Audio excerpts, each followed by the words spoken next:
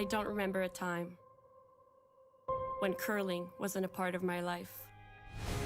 When I wasn't putting in the sweat and hard work to be the best that I can be. Clocking in the time, the effort to practice day in, day out. Curling is more than just a game. It's a family, a community. And when it's time to play, I know I'll be ready. Hardline, supporting hundreds of our next generation athletes.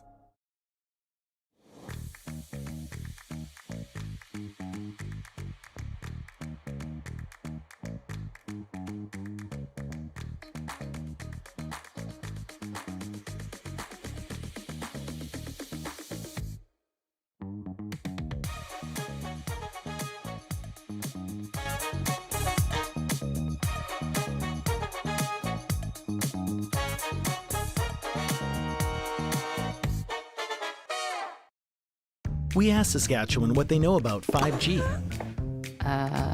More speed, more innovation. It's gonna make our lives a whole heck of a lot easier. This is what 5G looks like. Better, faster. Sounds like one more G. Sounds pretty good. I don't know what it means.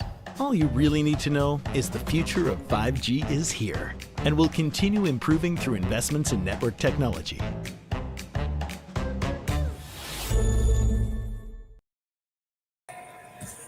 Good afternoon, everyone, and welcome to Championship Monday here on Curling Stadium.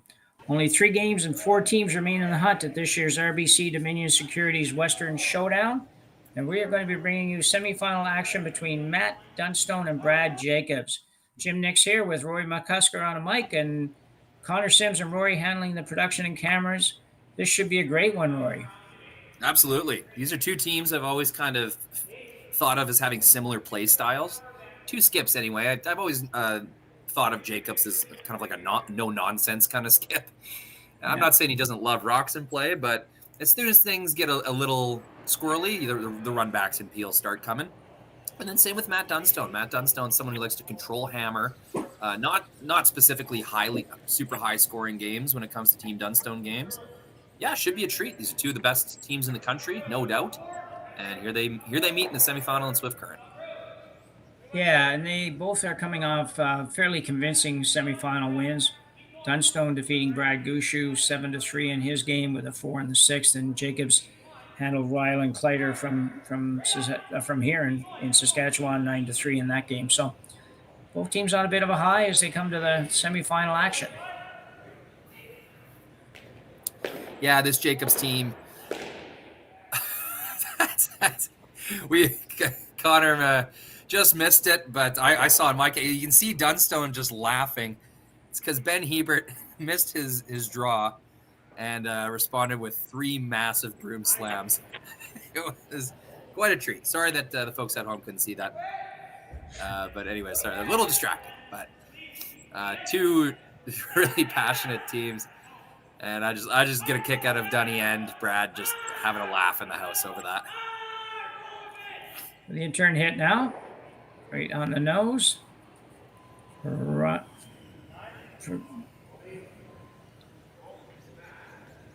Harden. Jacobs looking for a little bit softer weight. Brent Gallant. Dunstone with hammer here in the first. Harden and brothers back together again. You can see EJ's like physical excitement of being back on the ice in competitive curling. You know, it's never easy to get kind of dumped, you know, in any aspect of the word. And so him leaving Team Gushu, I'm sure he was spending some eager weeks on the couch at home, like waiting for his next opportunity. And here it is, one of the best teams in the world, Team Dunstone, and he's really relishing the opportunity. You can see him very much enjoying himself on the ice and instantly bringing a lot of experience to the Dunstone team. Already pretty vocal, really engaged in tracking the paths and doing everything that a second rock throw needs to do. And I expect a big game out of EJ. Yeah, it should be a good one. Dunstone now will ask EJ to play the hit. Maybe a little bit of a roll if he can get it. First end's usually a little tougher to kind of be real precise on the weights and line and everything, so it's just a little bit tough to to make the roll a little tougher than it will be after a bit.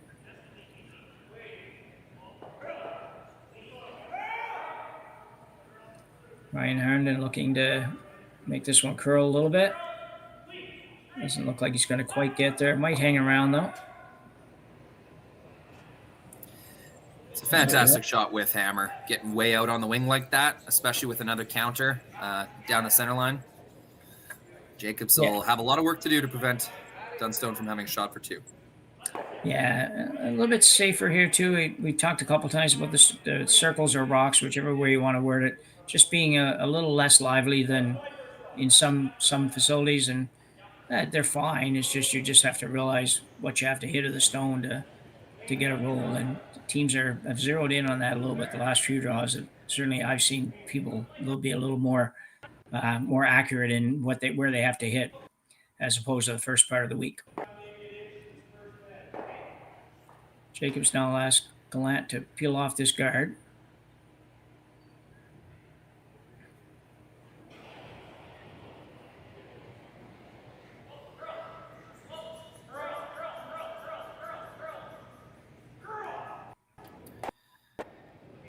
No problem there. They would have liked to maybe pick the red one off the back if it could have got just a little bit more curl.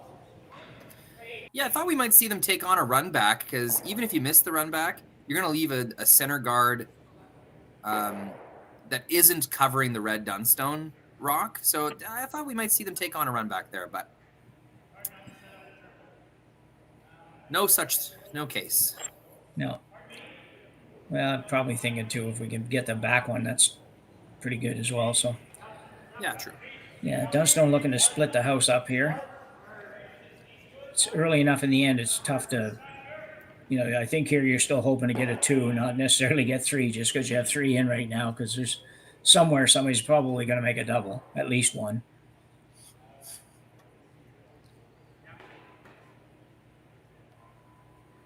So the intern draw to the wings for E.J. Herndon.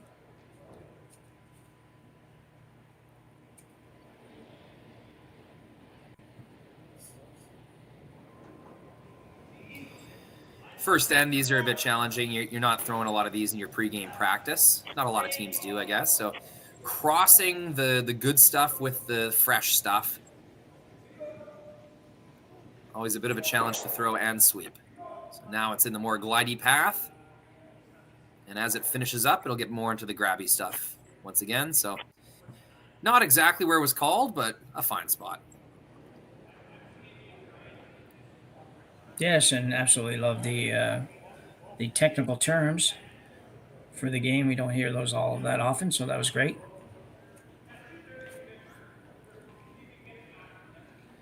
Mark Kennedy knows he's got to make some granite moves, so he just skates down to get a better look at the angles. This is a guy that can really beam the rock right at the broom, so it's important to know exactly where he wants to hit it, because more likely than not, that's where he's going to get it. Pretty close to being possible for the triple here. Yeah, you only have to really poke it a few feet out the side, so not a ton of momentum required. Yeah, he's probably going to hit the back side of it. So, yeah, that would be definite possibility. Watch for a lot of rotation on this stone. Oh, they're throwing the Mark's out turn. A little flatter, I guess. Gooey's are sort of the same. They kind of just unwind little what. They just don't really no elevation hardly at all. It's interesting to watch. So Colton Lott will look to hit this and hopefully roll away a little bit. Can't get a long ways away because of his own red at the back, but he can get certainly maybe to the center line. Ryan Herndon on the broom. Now EJ trying to make it move a little bit. Looks like a nose hit or close. Yeah, couldn't do much better. Double. Yeah. You definitely didn't want to roll much more than that and leave a shooter double. Now, if Jacobs wants to make this double, he'll have to slash it and roll his own out of the ring. So, yeah, as good as they could do, I think, right there. Yeah, I would agree. Jacobs now looking at a hit and roll. Figuring the double is, as Rory just said, if he goes for the double, probably rolls out with the shooter, even if he makes it. So it's looking at a little different plan here.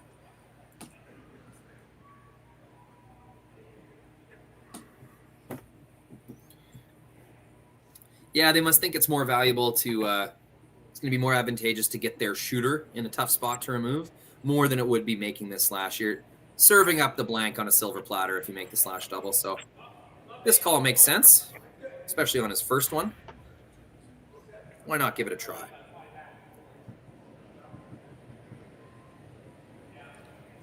Brad Jacobs first rock in the first end. Always known him as having just such a solid core. Like his physical, his balance during the slide is so incredible. Yeah, it is. Pretty good shot. Didn't quite get over. Dunstone tried to hit and roll back to the same place.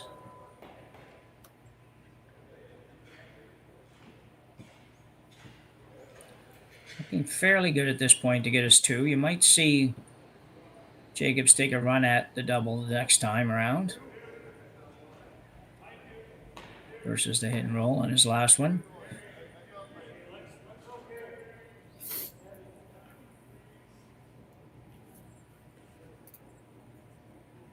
I want to take this time to say hello and welcome and thank you to our 820 viewers right now. That number is going to increase throughout the game. Thanks for tuning in, supporting Curling Stadium.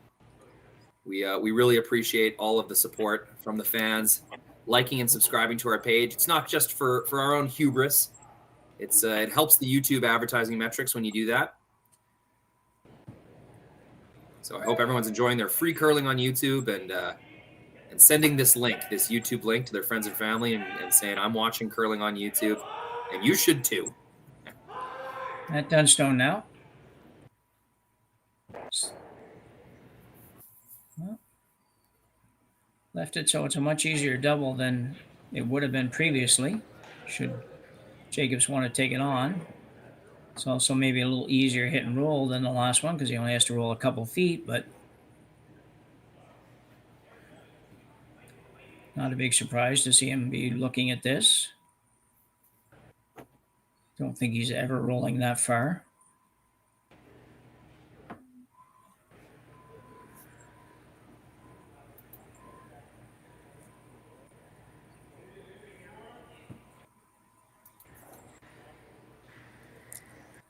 Just checking in on the chat, seeing a lot of Sault Ste. Marie representation in the chat. Love that.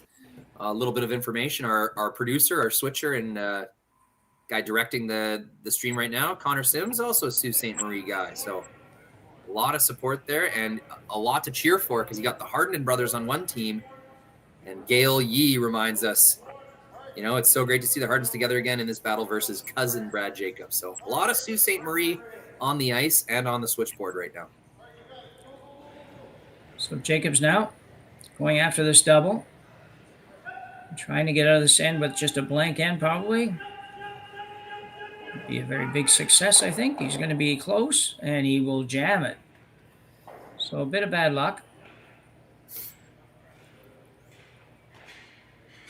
Dunstone now with a draw for 2 here in the first end.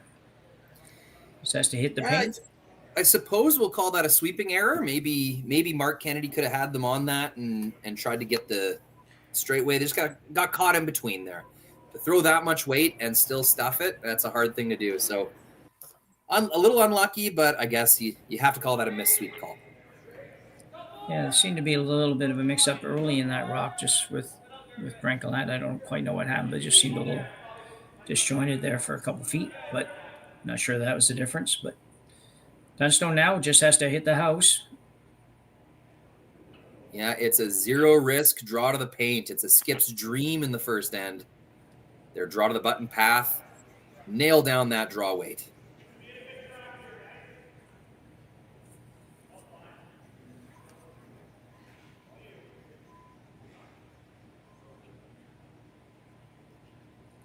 He's working fairly hard actually to get this one there, but he will get there. End up in the 8-foot. So good shot from Matt Dunstone, and he will take an early 2-0 lead in this semifinal at the RBC Dominion Securities Western Showdown in Swift Current, Saskatchewan. We'll be back right after the break. So with the impact to my business and income, will this delay my retirement? I know you're worried, Marshall, but based on the original plan we came up with, you're only about 6 months behind. I thought it would be years, not months. You should feel good. Remember, you've got a plan. Thanks. With change comes questions. See the impact of your money decisions before you make them with RBC Wealth Plan.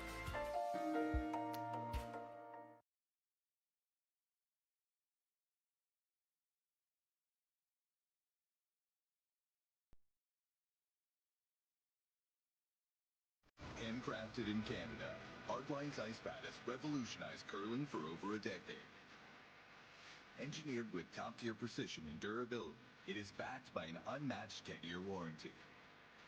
Designed for curlers at all levels to sweep effortlessly with maximum efficiency, it is trusted by the world's best curlers, including Olympic and world champions. It is quite simply the best brew in the game. Hardline. Join the revolution. Stronger agronomics, better returns, greater peace of mind. From pre-seed to post-harvest, you can count on the Victory Canola program to keep you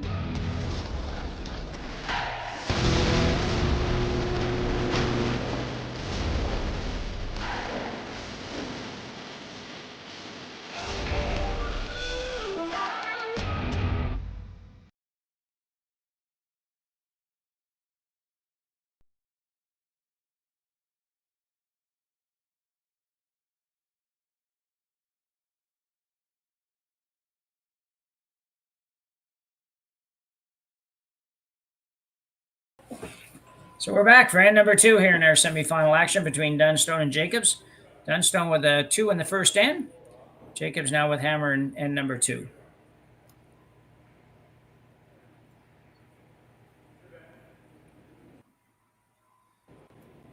Yeah, I had a rock slip into the rings for Dunstone, or maybe they were trying to put it in the rings and it came up light. I actually honestly wasn't paying much attention.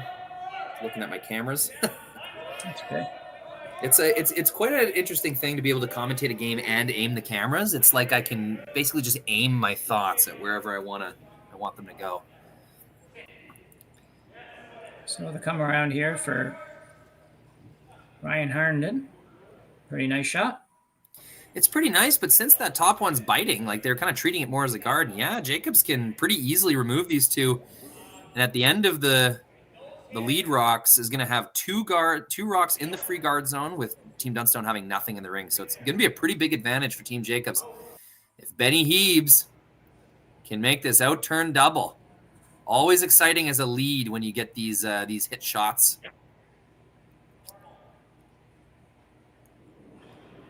I'm testing out Benny's intern a little bit this week. I saw we had a couple games of his where they did actually ask him to throw an intern instead of an out-turn, which was odd. But not for this kind of a shot. Looks pretty close. Looking for the double and maybe a roll. Looks like it's going to stack it up a little bit. So, yeah, almost. Yeah. Pretty good effort from Benny. Yeah, just a hair less curl. Would have had exactly what he wanted. Dunstone will come up with a guard. Ben Hebert from Saskatchewan originally. He's been in Calgary for quite a few years, but always fun when he comes back to the province. There's more than a few Ben Hebert fans here in Sask. I'm sure he's got lots of family as well. Probably a Rough Rider fan, I would imagine. I think I've seen that in the past. Yeah, he had a friendship with Bo Levi Mitchell of the Calgary Stampeders for quite a few years. So, and he's lived in Calgary a while. I wonder if his fandom has swayed. You better not admit it here in Swift Current, but.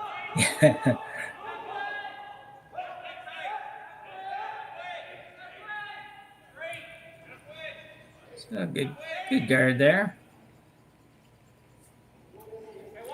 for E.J. Harnden.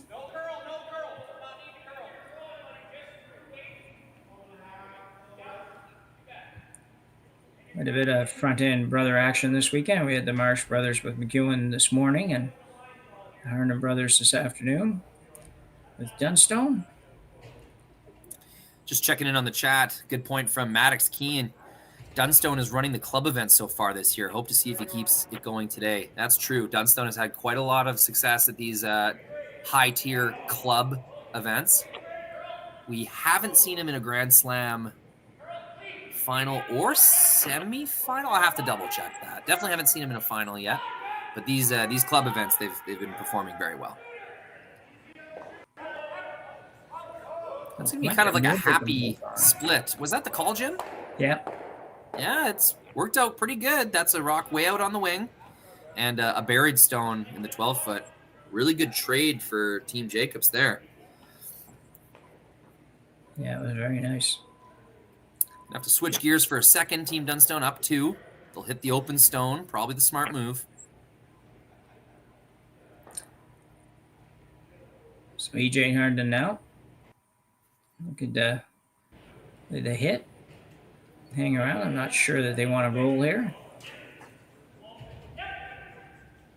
Whole lot going hard to hold it. Right there. Ryan's going to try to make it curl a little bit. They are going for the roll. Should be close. Roll a little bit too far. A little too far. That's a tough roll, though, to come all the way over like that. So pretty close shot. And keeping 2 rocks in the 4-foot, no double available. It's a pretty good result. I'd give him a 4 out of 5 on that. Yeah, I think that's reasonable.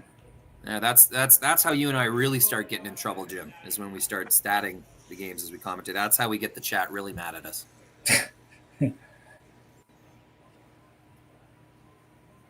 Curling stats, of course, extremely subjective. Whenever you see those numbers on TV, just take them with a grain of salt. It's just human beings doing that work.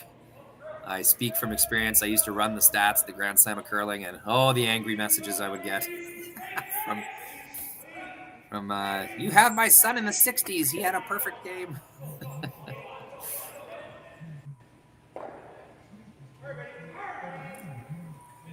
Well, good shot for Ben Gallant. Just a little light if he's looking to remove it, but still a pretty good shot. Yeah, I'm surprised at that weight choice because it seems like that was intentional. They must be waiting till later to see if they could ever count that top yellow stone. Really good positioning, that the shooter, though. That's going to be tough to remove. Yeah, Dunstone pretty well has to roll towards the yellow corner. Yeah, with a jam on either side of it. You nose it, you jam, and if you get half of it, you jam. So really specific spot Colton's got to hit here.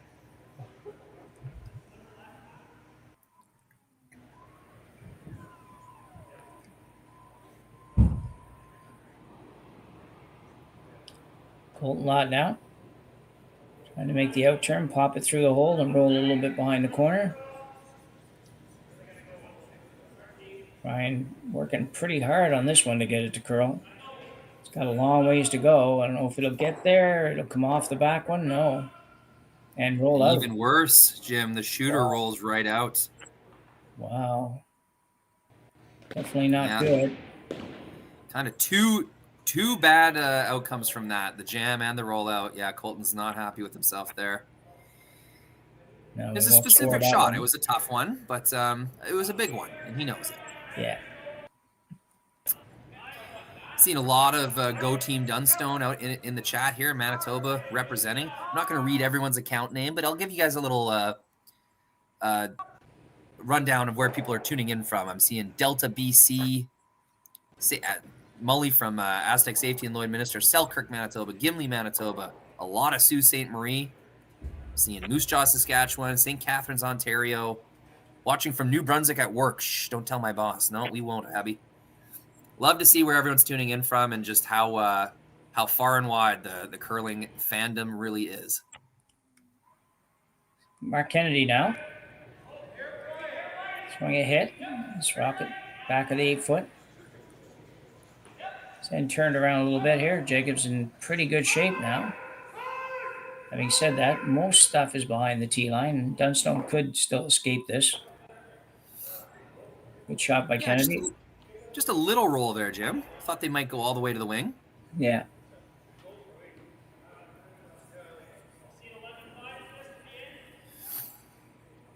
It's a more manageable shot for Colton. A nice little roll here is going to go a long way.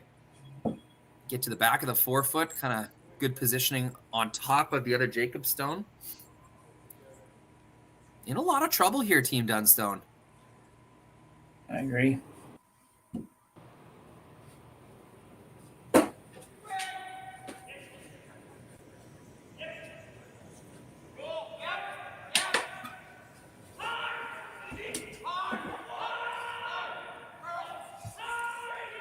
Trying to get a little It's roll really close. here. Kind of lost its handle and really started curling at the end. Like they had trouble managing that one clean through to the very end of the throw. A bit of a change in ice conditions I've noticed just today, Jim, especially doing the quarterfinal and just what I've seen so far here. A little more jump in the ice. The rocks are grabbing a little bit more. Teams are going to have to throw more rotation and be extra attentive on the sweep if they're going to manage this kind of change in the ice conditions on Monday here.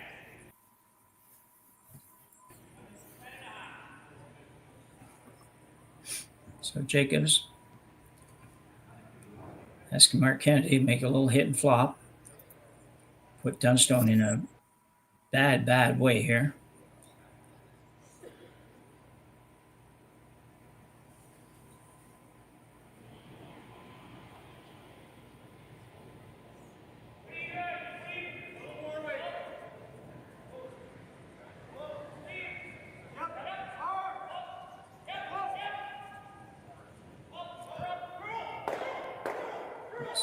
Roll a little bit too far, maybe. Well, makes the hit and roll a little bit easier for Matt Dunstone now. Doesn't have to go very far. I mean, it's worth considering just shredding those two rocks, making the double. I mean, if you do that, your shooter's going to roll out. Jacobs will draw a better one behind that center guard, and then you still might be looking at giving up three. So I think I'm with you, Jim. The hit and roll is probably the play.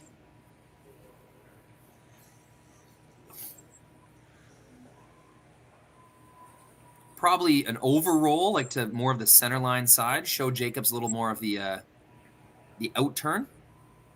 Set up the jam on the yellow. They are looking at just making the double as well. There's nothing wrong with that, especially with the 2-point lead.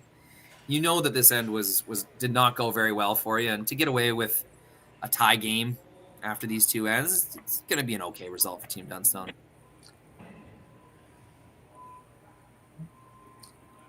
Yes, yeah. If you can make the double and stay there and have Brad have to play it, then it's not a bad effort at all. If you roll out, then Jacobs comes around the guard, and you still might be looking at three by the time you're done. But you can see Dunstone kind of taking his jacket off, got caught on his sleeves. That's my least favorite part about skipping is constantly taking that thing off and your gloves and dropping your just managing the jacket and the gloves. It's frustrating stuff. Yeah, feel for him.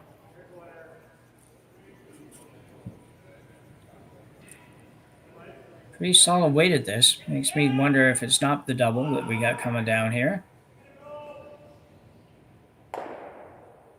No. Worst case scenario, Jim. I know. Well, I shouldn't say worst case. You could have flashed it. But if you're going to make that decision to not use your shooter, you really want to make sure you make that double. Yeah. And that, for these guys, that was a pretty simple double, too. That really wasn't a shot that should have caused a miss for sure.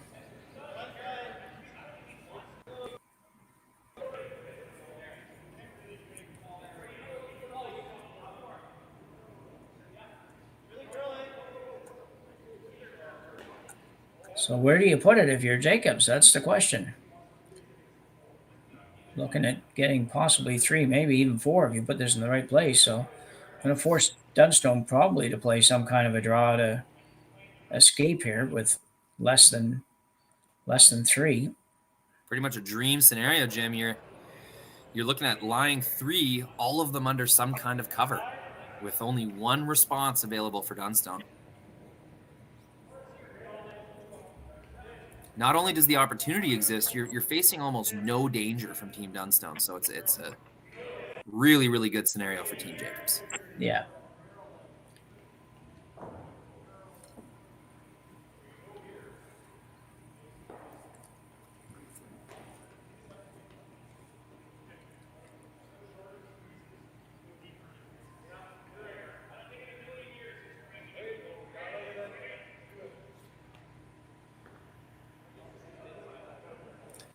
So if I decided on a draw, basically, well, I guess maybe they haven't decided. I thought they decided they were going top 8 around there, but it doesn't look like maybe they have.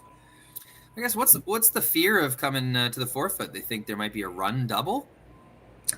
No, the only thing I could think is if you're a little bit afraid that Dunstone comes down and sits on yours and you can't bring those other 2 rocks into play. So that's the only thing I can see. I don't. Yeah, that's still available though, no matter where they put this. Well, yeah. Yeah, they just think going open is the more conservative play. Worst case, they'll leave a double and at least be a shot for 2. Yeah, and if you get it over there far enough, you should be, and should be a little bit of a tough double at least. Not the easiest draw in the world.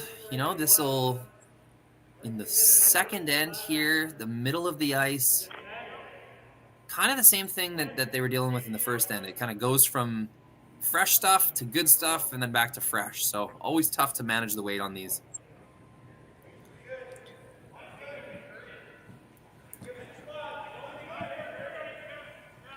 Yeah, you could take this right to the back of the 8 foot here and even it up with the one in the house. Got to get off that guard first. It will, but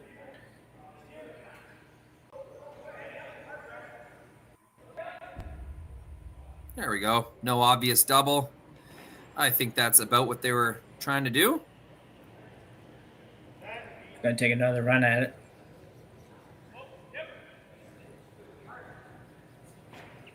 Looks like about half a stone, maybe a thin half.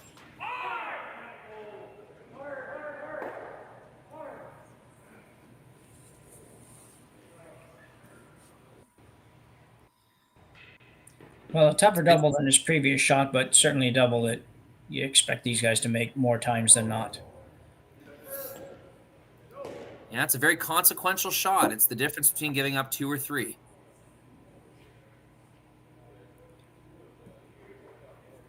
That's the life of a skip, It's very impactful stones.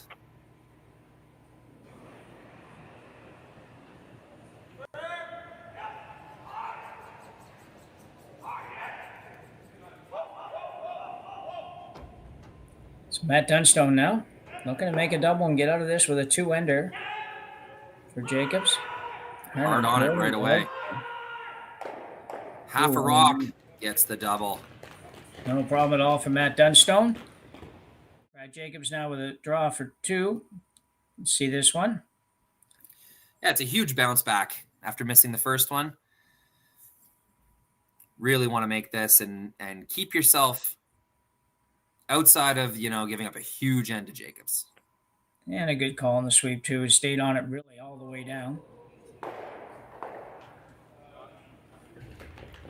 So Jacobs with a draw to the house, draw to the paint, much as Dunstone had in the first end. You got to like these. You don't get too many of these. Just draw the house for a second point.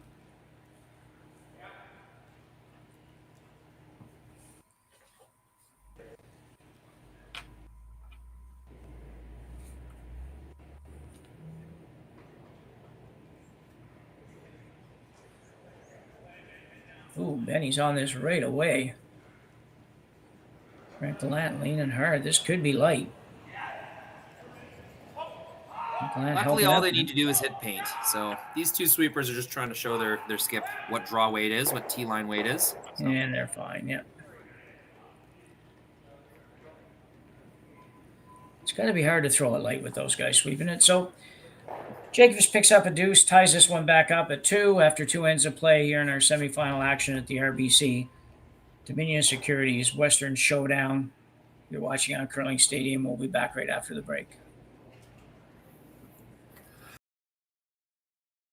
We asked Saskatchewan what they know about 5G. More speed, more innovation. It's going to make our lives a whole heck of a lot easier. This is what 5G looks like. Better, faster. Sounds like 1 more G. Sounds pretty good. I don't know what it means. All you really need to know is the future of 5G is here and will continue improving through investments in network technology.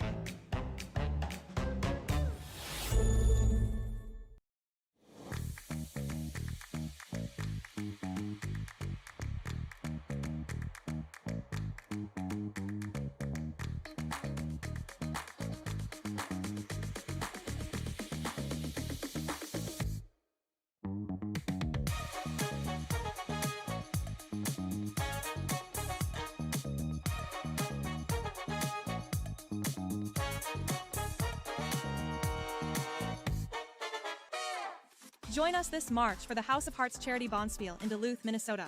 Help raise funds for Project Joy, who provides meals for hungry kids in our community. Every donation helps to ensure no child goes hungry. Join us and make a difference. Together, we can spread joy. Hey Ben, what's the Aztec Safety online e-learning website again? Yeah, that would be aztecsafety.com. Fire extinguisher and firefighting. We'll send that one to Paul. Ah, now here's a course I should probably take. Conflict resolution. Power line safety.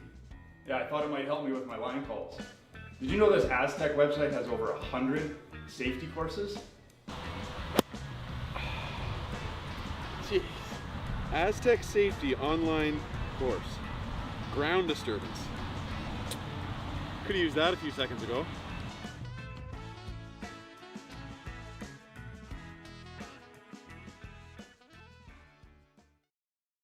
Attempt.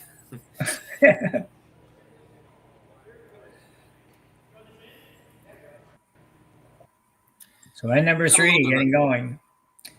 Here at our semifinal. Take an extra second to see if this rock was on the center line, Jim. Oh, yeah. Looks to me like it's real close. Yeah, it does. It's sort of the center line's a little faded out there, so looks like it's just off to me. Something they're going to have to figure out with this no-tick rule. I love how much advertising is out on the sheets at this point, but I think if you're going to put ads in your guard zone, you got to let the center line carry through because it's tough to make a ruling when there is no center line to even refer to.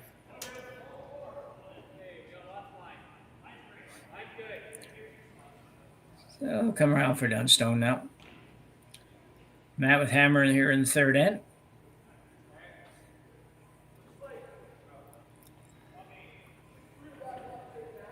Deuce followed by deuce to start this game. We end up tied again in the third. Dunstone started with hammer, and here they have it again. So nothing changed. 6-end game begins with the tie score. And Hubert with the outturn freeze, really.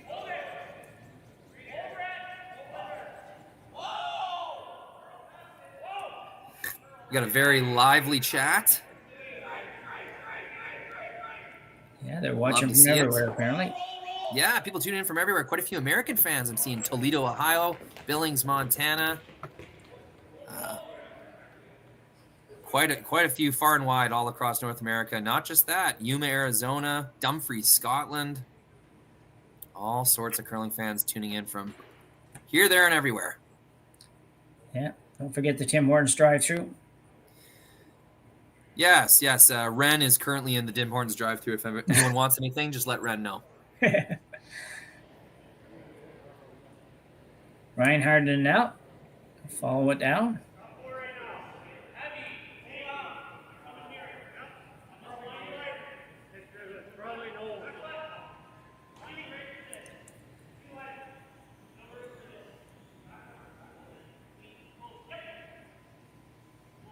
Right around, lots of room. This looks like a good one. Very nicely done. Very nice finish there, really. Yeah, 4 made shots, I'd say, so far this end. It's always good to see the opening kind of go that way. Shot number 5, always quite interesting. I love this 5th shot at the end, especially with the 5 rock free guard zone. This shot would oftentimes be a hit or a peel. But now the 5th rock has to be some kind of chase shot, usually down weights. I mean, in this case, we have Team Dunstone with hammer throwing both of their stones in the rings, so not as applicable, but it's just interesting to see how the second rock thrower position has changed with the 5 rock free guard zone.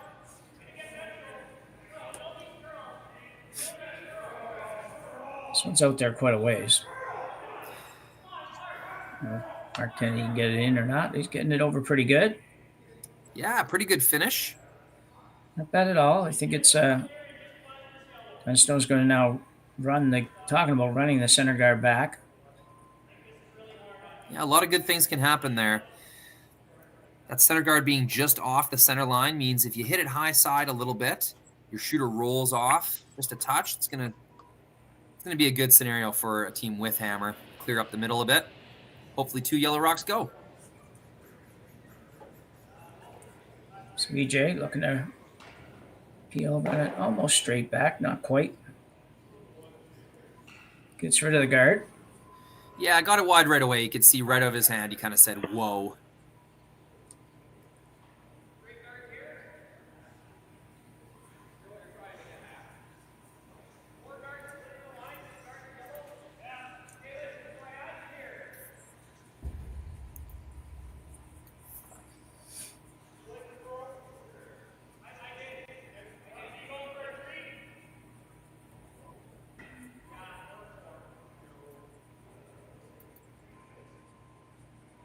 Frank Gallant with his second here in the third.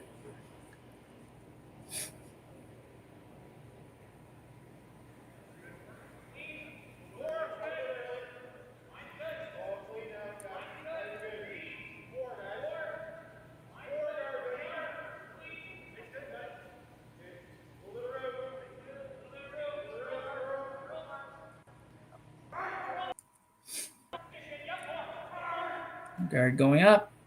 Looks pretty good. See if Dunstone opts to run it straight back again. Looks like he will. There's potential to get rid of all the yellows here. Can hit it in the perfect spot.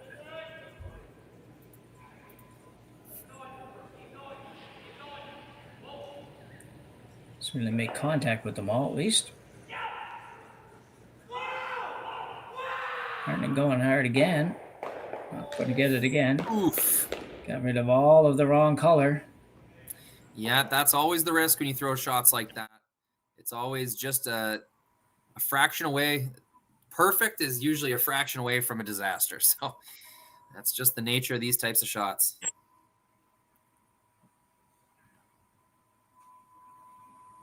And actually, they swept that to hold it straight, too. They could have let it curl a little bit more.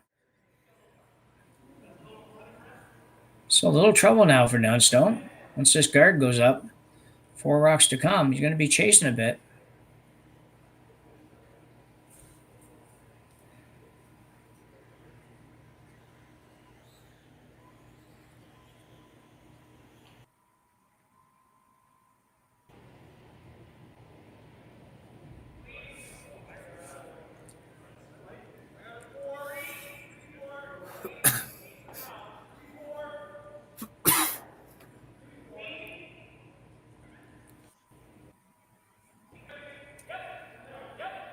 Be a very long guard.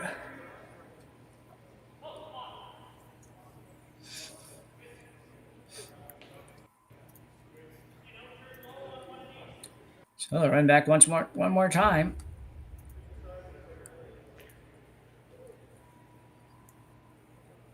Really need to make something happen in the house on this one. Be nice to get them all, but certainly need to move them around a little bit.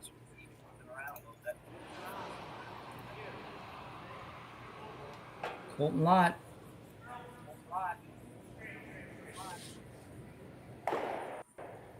No, not again. Yep.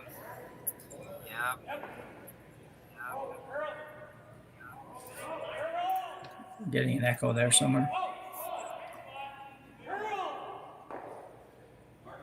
The roll for Team Jacobs continues. That second end was all Jacobs.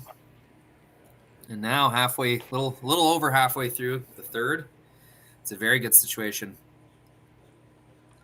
Dunstone's It'll had be it. up to Team Dunstone to make these rocks move. All Team Jacobs really has to do is keep throwing one in front. He said they've had at least three chances. Really, 2 more chances for Team Dunstone to make the run back. After that, they'll be faced with either a tough draw or maybe even a hit to give up one. This guard looks pretty good.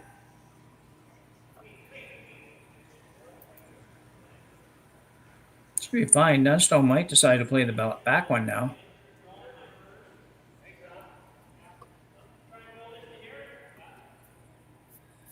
Could go that way. Could actually roll under. Bit risky, but not really a lot, I don't think. It's a long way to go with 2 rocks to get it. So it looks like it's always helping people out learn how to use YouTube and their computer a little better. Just so you know, the other semifinal is being streamed. You can side by side watch those on your PC. I don't think a smart TV you're able to do that. Maybe there's multi-viewer on some smart TVs, but if you're watching on your laptop, you can just get two browser windows open. Drag the one to the left side, drag the one to the right side, and boom, you got 2 curling games to watch. That's a little trick. Just got to curl a little bit more. Looks really good. Oh, maybe another trick would be to get one game going on your smart TV and the other game going on your phone or tablet or laptop, and that's another way to watch 2 curling games at once. So, unlike the major networks, we encourage you to change channels and watch some other things. All these games are available on YouTube, so power to you. So the attempted roll inside might not up to have been about there. 2,000 viewers with us right now, Jim. That's not to mention all the people who will watch later on. So thank you so much for tuning into Curling Stadium, supporting what we do and supporting competitive curling. Okay, so the little inside roll that they were trying to So make. no peel from Dunstone. They choose to play into the rings. I was wondering when that might happen. They get just as tight to the top yellow one as they possibly could. So turns out there was no inside roll available. Are you hearing me at all, Rory? Connor, you hearing me? Oh, I think that was my fault, Jim. I think I had some settings wrong. Okay, sorry I was about that. talking away. I couldn't figure out why. You were just talking over me all the time, and I thought, I don't know what's going on there. So now I know. That's just a production thing. No, I just think I'm smarter than you, Jim. I just gotta get it all out. No, well, that's quite possible too. I know Brian. No, I'm toying away with settings over here, trying to get the on ice audio working through my headphones. But sure, no sweat. Sorry about that. No, it's okay. Jacobs now will look at removing this red one. Had Dunstone in trouble this whole end. Dunstone just couldn't seem to make one of those run backs.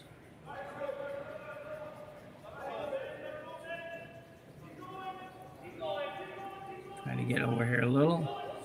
It's a good shot.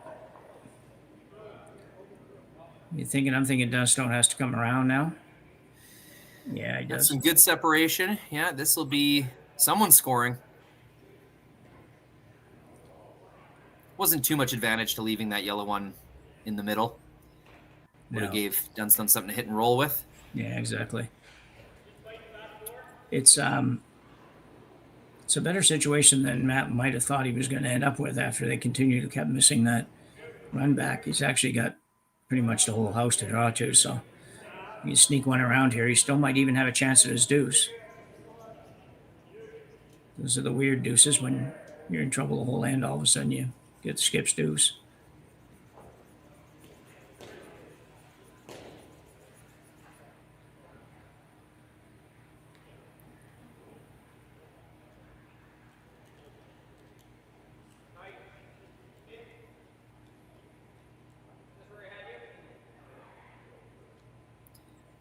A lot of opportunity here. There's a good way to draw this right around. And with the center guard, Jacobs will have a tough time tapping his own back. So there is a really good spot that Dunstone can get to here.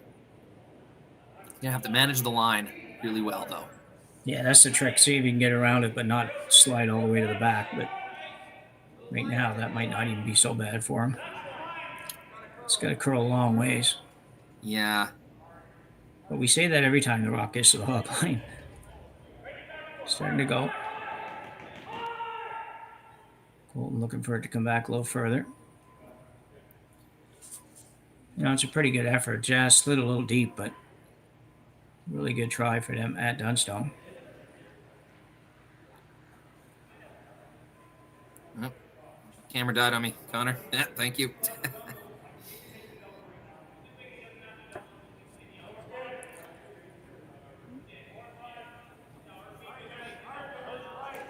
Well, for the first time this end, the Jacobs team at least has to think about what they're doing here.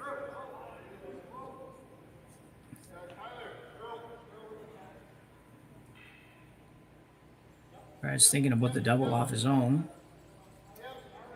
Seems a little bit radical for right now to me, but I think all you have to do is get shot rock, Jim. You don't even really need to be buried. Yeah.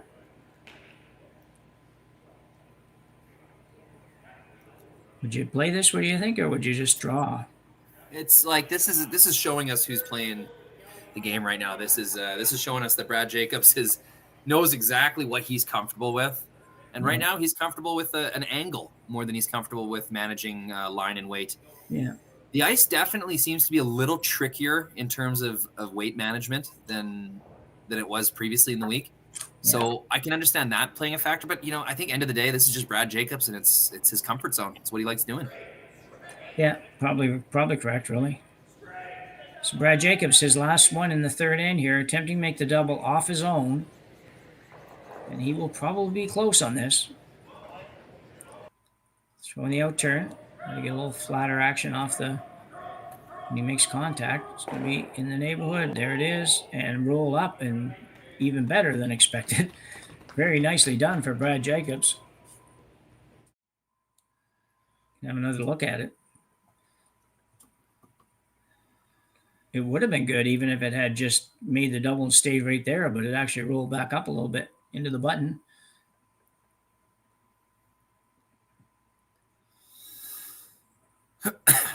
Man, that was a nice shot. Yep, it's just one reason why Brad Jacobs is the best in the world at certain shots. I think that's one of them. Just knowing what angle he has to hit a rock at and delivering a stone that's right on the money. Him and Mark Kennedy together in the back end of this team, I might even call them number 1, 2 in the world at something like that. Maybe Nick Edin and Oscar Eriksson would be right up there with them, but geez, it's a powerful back end. Yeah. So Dunstone now facing 2. Just kind of threw this shot, really. They're just a shot before, almost identical shot. Just wants to throw that same sort of weight, maybe a foot or 2 heavier is okay, but you don't want to get much more than that. Drawing for 1.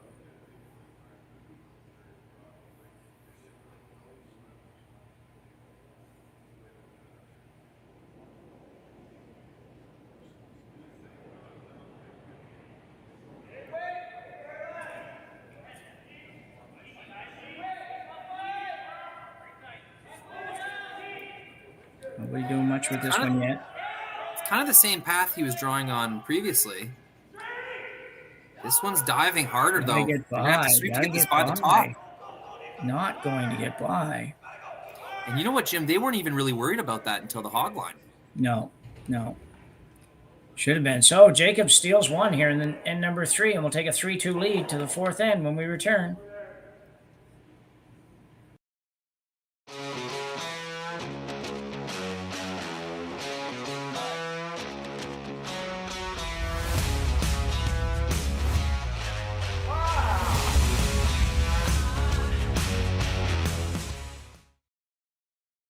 I don't remember a time when curling wasn't a part of my life.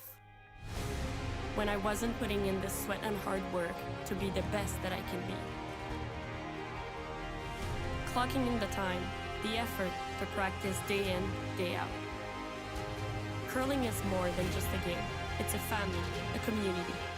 And when it's time to play, I know I'll be ready. Hardline, supporting hundreds of our next generation athletes. Saskatchewan, you know Sasktel because we're everywhere. Because being everywhere keeps us connected to you. With Sasktel sponsorships, we get to be part of your community. We're here with you, and we're here for you. It's easy to get started. All you need to do is apply. Sasktel cares. Always has, always will. To apply for sponsorship, visit sastel.com/sponsorships.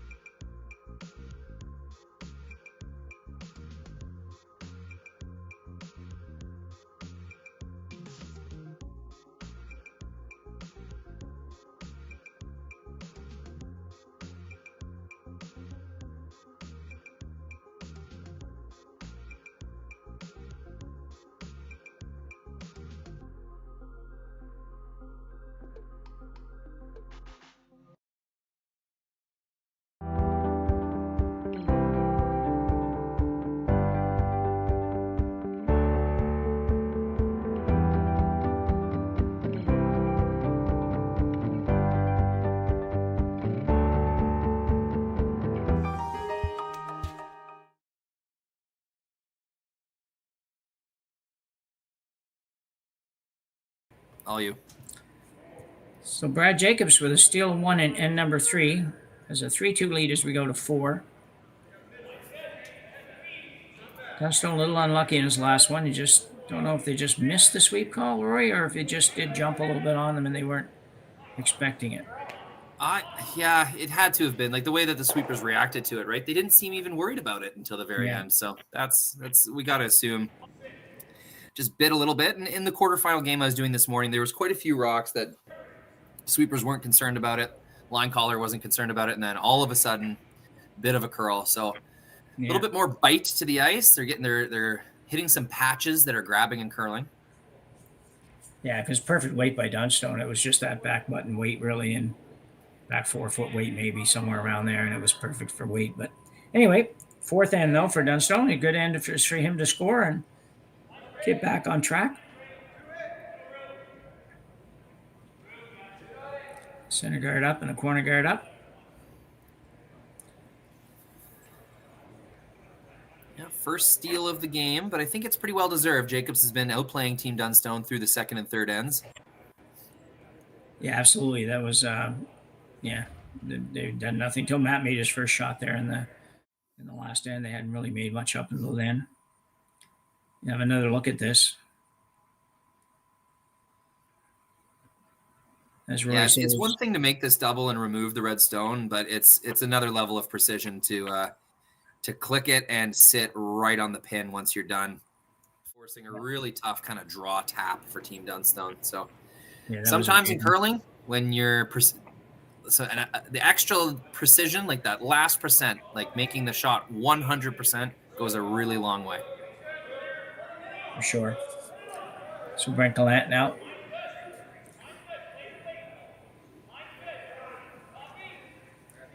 And right around. It's to sit on the inside of this red one. Not quite, but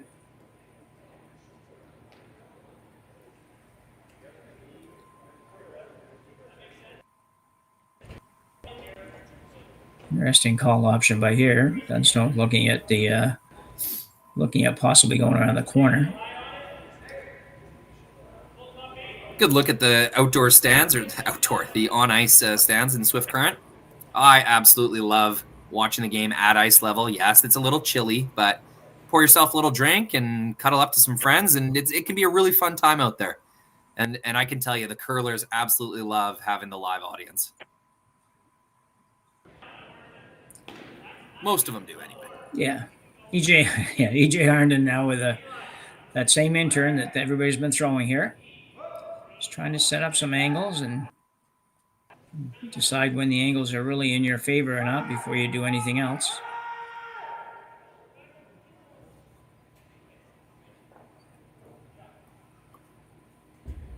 Should be pretty good.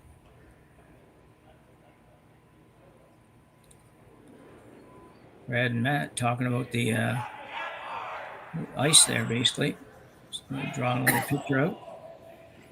Tough to say who's got an advantage with this setup here. I mean, some good overlaps. I think both reds will leave the ring. I mean, all 4 rocks leave if you hit them hard enough. So yeah, for red, it's a little hard for them to get that middle yellow there to move far enough. Otherwise, I would think that Dunstone will be set up a little bit better, but not so sure. Jacobs is currently currently shot, and they're throwing the next rock. So let's give it to Jacobs. Bit of an advantage, Jacobs, but something tells me, Jim, this center line dance is coming to an end with Dunstone's next rock. Yeah, I think you're right. Got to be soon.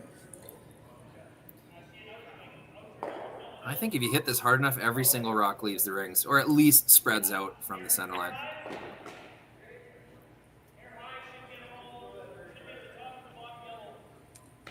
Yeah, definitely going to be some action. You got to make contact.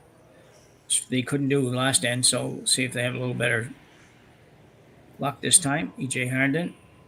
Yeah, they've been catching some bad breaks on runbacks, haven't they, Jim? Yeah, a little in out on this one, but not going to make this either. Jeez, missed opportunity. I suspect we'll see an overlapping guard scenario now. Could draw another one into the side of the forefoot as well. Yeah, I think you're going to right with the guard call.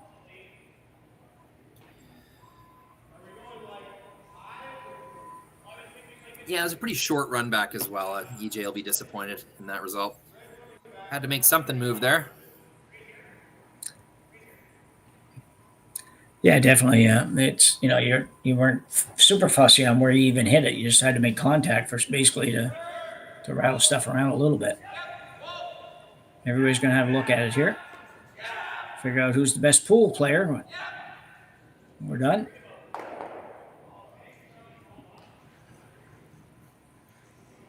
And he likes right there. Yeah, you wonder if you leave the red guard exposed, Dunstone will fire that one back. Well, yeah, that was my first thought a minute ago, was that they would run the red one in, and they just don't know for sure if everything goes where you want it to go. But right now, I think he's got to give it a go anyways. He's going to remove, no matter what he hits there, he's going to remove the shot rocket that's on the button. Is there any advantage to Jacobs rearranging these a little bit? I don't think so. I don't think so either. If they really wanted to steal, Jim, I guess they would want to play a tap and sort of create an overlap to make sure that the eventual big weight that comes at this pile isn't going to send that bottom red backwards onto the button. So there is an aggressive play here to try and defend your rock on the pin. But just leading by one and already looking at a pretty good scenario, you got to think the guard's going to be good enough. Yeah. You can see these teams are very friendly. That's not the first time I've seen. No, they've had quite a bit of conversation back and forth. Yeah, having fun out there.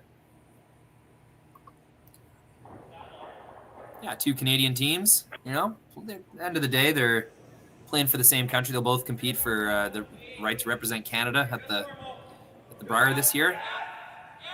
Or I should double check that, make sure both have qualified, but.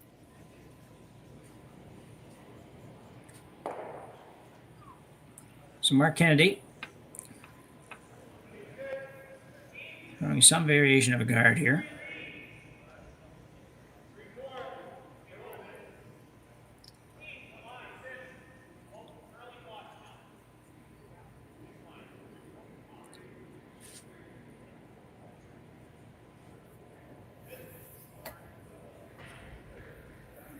So we'll see if Dunstone chooses to. He's going to choose to pick that one out.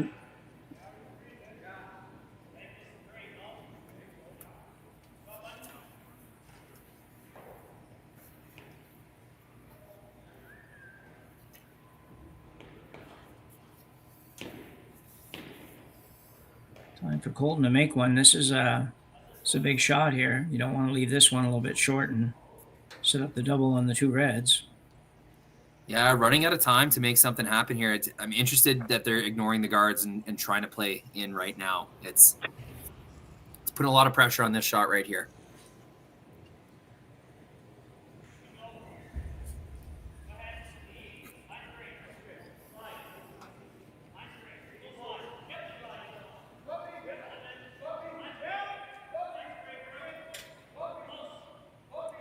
Does look pretty good though. Stay close to it. Doesn't get away from you. Super nice shot. Yeah, that's they guided that right to the magic spot. That's exactly where they wanted it. Now you got to defend both an out-turn tap and roll and a potential run back. You see this again, and just perfect shot. Yeah, the run back's definitely looming there, that's for sure. So now, hitting that on the out-turn side is for 2 or 3. If Dunstone was to make the last shot of the end right now, he could get 2 or 3. So this really flipped in a hurry. Yeah. Jacobs is indicating that those two reds at the top of the forefoot, you know, the overlap isn't that good. Like if you get some momentum going on the top red, both reds are going to go. And I'm not even sure if the yellow leaves the button area. Well, I don't think it does now. That's the only bad thing. If there's something bad about that shot, it's where before, no matter where you hit it, the yellow was going.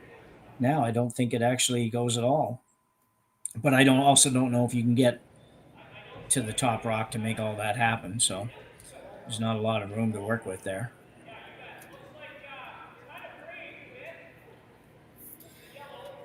I was kind of hoping Jacobs would move out of the way so we can see the angles. Yeah. Maybe, Connor, if you go zoomed into the house, maybe the tight view. Where's that camera to get that view anyways?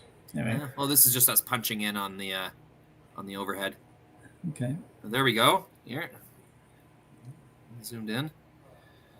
Interesting to see what happens to these rocks when they get hit. First, it was Jacobs defending against the run back, and now it's Jacobs trying to make the run back. Well, I think if he hits it, I think there's a good chance the two reds are gone that you just mentioned. And like you say, I don't know if the yellow even goes anywhere. It's on its way. Oh, and now it's Team Jacobs' turn to miss on the high side. Yeah, I've never seen one for Dunstone, one for Jacobs. They both blew it over the top. I've never seen teams at this level, these teams and teams at this level, miss so many of those run backs before. It's irregular for sure. Yeah. And that one, can't blame the ice. They knew right away that was a curl sweep right out of his hand. Yeah. So now, all of a sudden, this end that looked really good for Team Jacobs after that freeze by Colton Lott and the kind of missed run back from Mark Kennedy. Really big opportunity to continue stacking stones on this outturn side. Loading up this forefoot for a potential big shot from Matt Dunstone later on.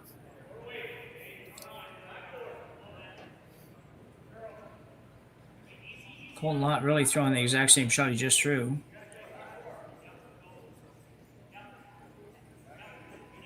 This has got way more weight, Jim. To get over there. Pretty darn good. Curled just enough. Yeah, and bump. Ben Heber throwing a nice shot. Yeah, I don't know if they were trying to bump, but it didn't work out too bad at all. Could make the double on the red, so, and he might lose his back yellow, but leave Dunstone just sitting one.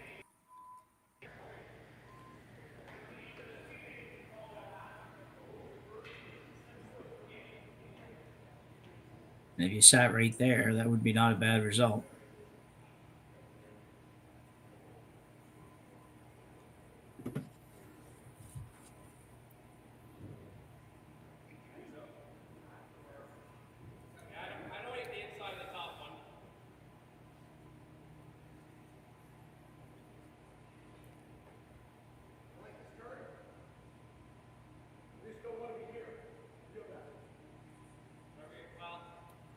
So Brad Jacobs for the outturn hit.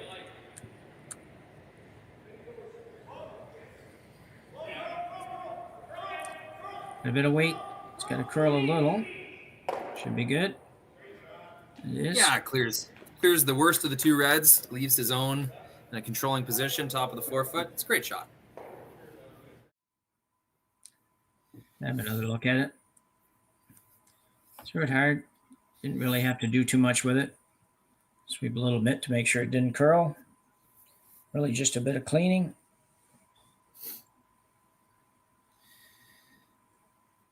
It's a good shot. Makes it a little bit tougher for Dunstone. He's going to come right around on the intern side. He's been good with draw weight.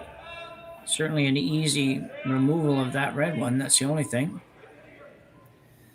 If you get this in the right place, that won't be a problem either. Yeah, where's the perfect spot, Jim? Do you want to leave it right snuggled up to your own red to make sure that it will stay if there's another kind of hit thrown, or do you want to come right to the tee line and make sure there's no double on the outturn side? Yeah, I think you want to come right in, right behind. You can come right behind the red back of the button and you'd be fine, because Jacobs, I think, would throw the same shot he just threw and remove the one. And let you have your draw for two. I think that's what I would imagine what would happen. Yeah, I think I agree. Dunstone's first. He's thrown more draws than Jacobs, that's for sure. Yeah, and this was a big one. Really needs to be number one or number two, whatever it is, at the back of the forefoot here. All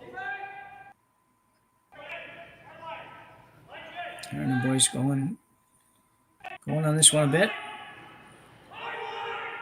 Again, got to get by that top one.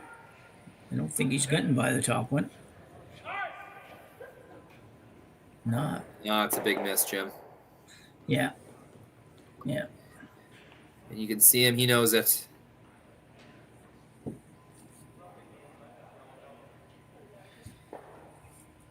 He will have a relatively simple shot probably on his next one, but Jacob's looking at possibly the doubles on the Reds, but I don't see him playing that.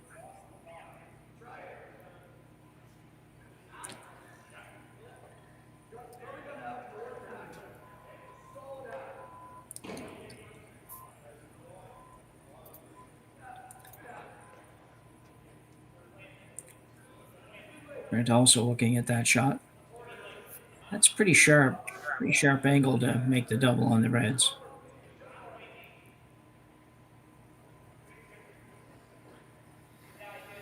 Yeah, is it ever? But that's what he's going to go for. The reward is so good, Jim, like leaving your 2 yellows right at the top of the 4-foot, 8-foot.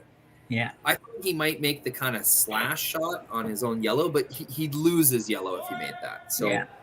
Doesn't want to leave any opportunity for Dunstone to score 3. Like if you lose both the red and yellow on the outturn slash, maybe there's like an angle run back for 3. I'm not sure. This is going to have to come awfully tight to the yellow one in order to make this shot. Yeah, looking for a little more than half the rock here. It's got to be close by the sweeping, and he does. Great shot. What am I talking about? Made that look really easy as well. Jacobs is playing very, very well here. Well, to be fair, Dunstone is leaving Jacobs his favorite kind of shots. Yeah. You know, normal to upweight angle hits.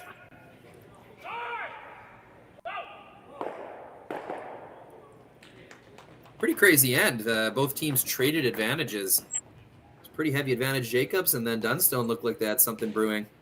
Yeah. Now with just a 1 missed draw from Matt Dunstone, Jacobs punishes him, removes the 2 reds, and now it's a draw against 2. Not the easiest draw either. No, same shot he just had basically, but as we've seen, there's a little bit tough judging everything today, so needs to have a little bit more weight than he had the last end, and they need to do a good job on this one. This is a big shot.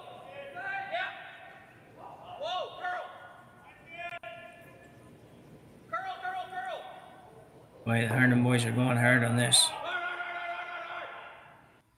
There they let up a little bit. That's a good sign for Dunstone. Make sure you don't oversweep it. And that's perfect. Very nice shot by Matt Dunstone to tie up this quarterfinal at the RBC Dominion Securities Western Showdown. Tied at 3 after 4 ends. We'll be back after the break.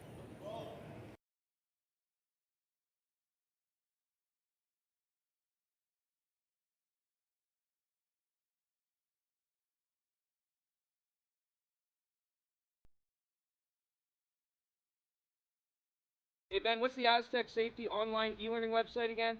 Yeah, that would be aztecsafety.com. Fire extinguisher and firefighting, we'll send that one to Paul. Now here's a course I should probably take. Conflict resolution. Power line safety. Yeah, I thought it might help me with my line calls. Did you know this Aztec website has over 100 safety courses? Jeez. Aztec Safety online course. Ground disturbance. Could have used that a few seconds ago.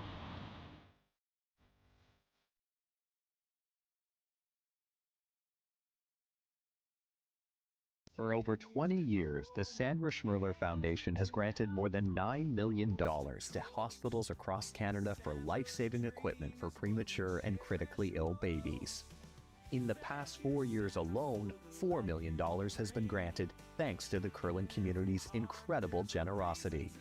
The need continues year-round, and with your help, we can ensure every baby has the chance to grow up and become a champion, just like Sandra.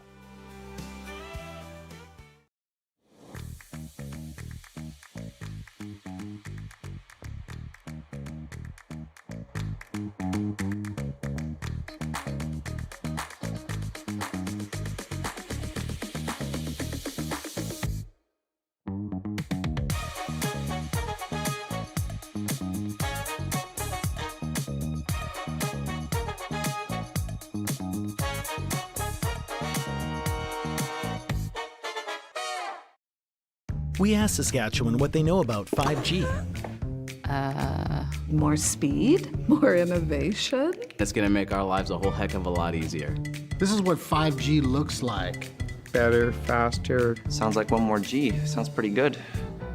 I don't know what it means.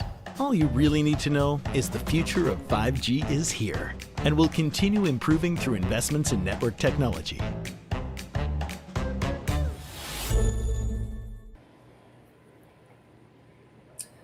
So all tied up after 4 ends here.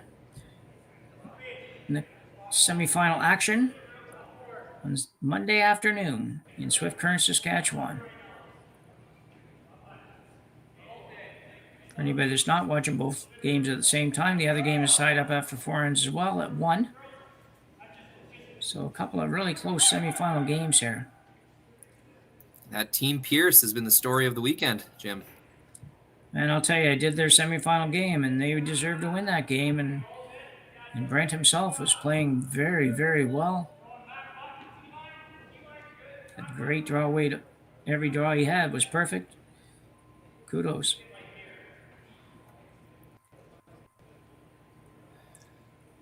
So Ben Hebert now playing an outturn draw. Ryan Harden seemed a little disappointed with his result there. I'm not sure why. Looks pretty good to me. I thought that's where they would have wanted it by this shot. I would think so. There's a chance that they really wanted to get the inside of nose and they just barely didn't get there. Yeah. Just being reminded in the chat, I was talking about some of the best big weight throwers in the world. I was mentioning Oscar Erickson, Nicodine. Yeah, Alicia D reminds me, you're forgetting the Mowat team. And yes, I am. Those guys are seeming superhuman right now. Yeah. Their ability. And I guess if you're talking about Scottish curling, you got to include Ross White in that conversation of best run back throwers and big weight throwers.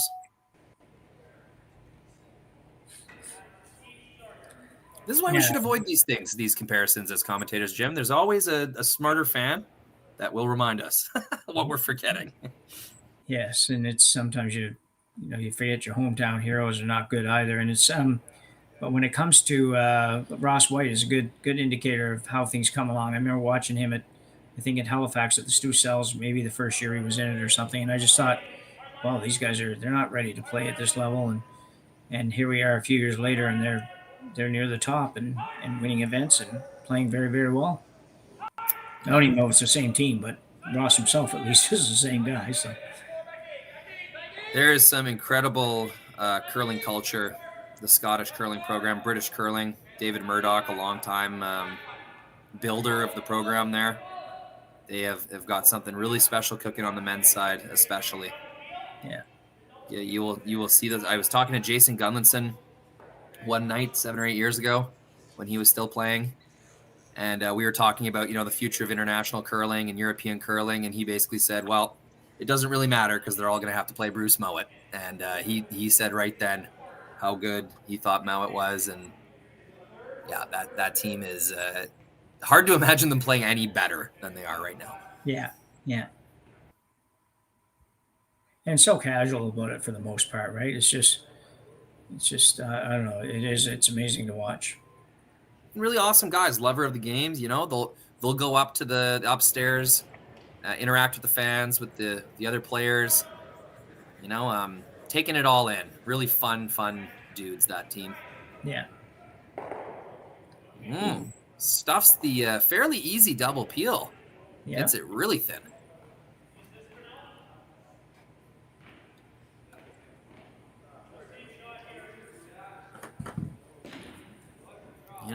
Without Hammer, your center guards are a lifeline. And they had a good chance to take away both of Matt Dunstone's lifelines there. Left one. So EJ now will be asked to draw around that center guard.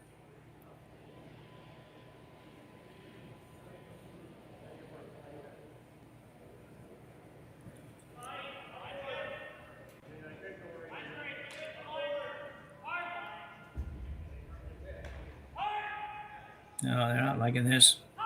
Yeah, it looks like they lost it. EJ's kind of sweeping a spot on the ice. This is not the first time we've seen a rock over curl in this exact spot. Yeah, that is odd. A couple draws have bit there. So miss for miss. We've seen that a couple times today, Jim. Usually those misses are few and far between, and it's a big opportunity for the other team to take advantage. But that's a few times now we've seen 2 misses in a row, one from either team. Yeah. Jacob's looking at the double here, or at least the that's his sort of the his double. brain Yeah. is just automatically calculating hit angles between rocks. And as soon as that came to rest, he knew he had a slash, a way in to remove that troublesome red rock in between his 2 stones.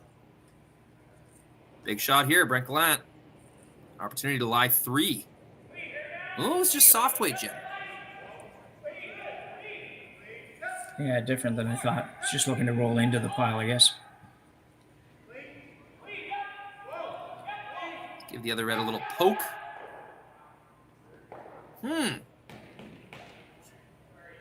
You could see Jacobs just throw his head back. Very disappointed in himself for missing the sweep call. Yeah, that one's not on the thrower. He threw that. Brent threw that good enough to make it. Just a bit of a missed call.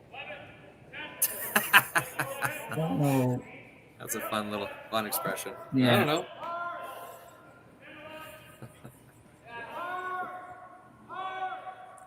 I think he's hurt himself very much with it, though. Really, Rory. Even if Colton makes a shot, you might have 2 reds, but they're not going to be in great positions, and I don't know. No, it's not the worst result, but I mean, it wasn't a dangerous situation really to begin with. No, I know. It was just an open opportunity to make things really good. Yeah.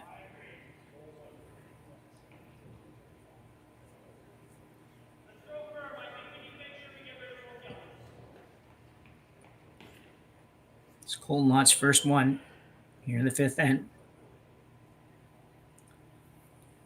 Trying to hit about as much of that yellow as you can see, maybe right about where the broom is, would be fine.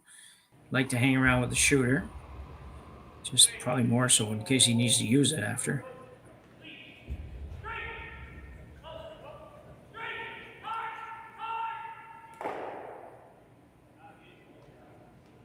Everything stays. I think that's a fine trade. Yeah, that's as good as you were going to make, and pretty good shot. Double looks like it jams. It does.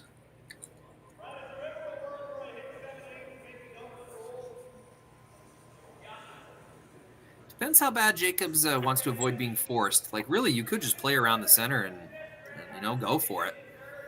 But if you want to keep a potential, blank, or even really like remove the danger that center guard faces, you don't want to play to it quite yet. Just a little bit early to go underneath that thing, I would think. Yeah, gonna go here, I think. I'm sure he would hit those a little bit easier. Yeah, you could always just accept the jam, make a hit and roll on that top red. Yeah, it looks like that's what they'll do.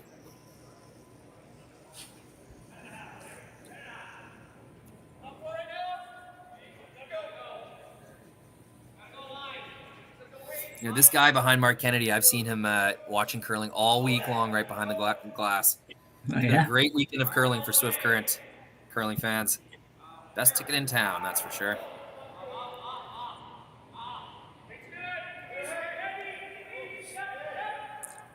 Not sure if he's playing the double or just playing the hit and the inside roll in the top one. I think the signal was a hit and roll. Yeah, it definitely was now. Yellow might go out. I'm going to have to go, though. Everything stays here. Dunstone's got to get it out. He can't. It sticks around. It would have been really nice to be second shot there, though. It's hard to get them out.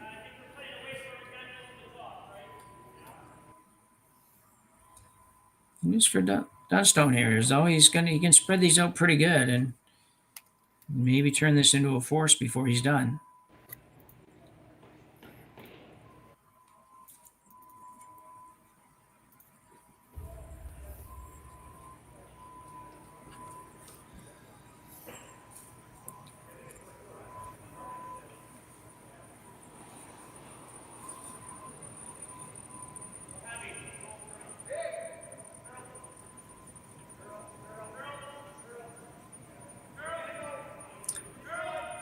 Ryan Harden trying to get this one over, and he will. Might even make the double. And he will. There it is. So after all those attempts at what seemed to be much easier shots, they probably made the hardest double they've had so far to call. Yeah, and you know what? It's well deserved. Colton Lott's gotten unlucky with a lot of his run backs and hits called. So he's been throwing pretty well. It's good to see him get the reward for that one. Yeah, absolutely. Just how big that freeze last end comes to mind, Jim. That's what really flipped the end around for Team Dunstone. Yeah.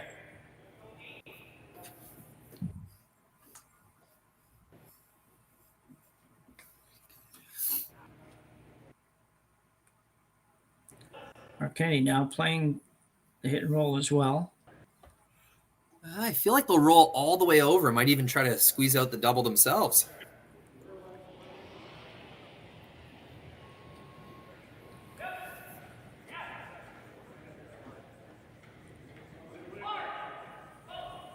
Big sweep the whole way down on this one. Looks close. Oh, here we go, Jim. Wow, this nice game shot. is turning up to 11. Two really nice shots in a row. Vice skip versus vice skip. You can this see is the quality of shot making yeah. we expected when we saw these two teams line up against each other.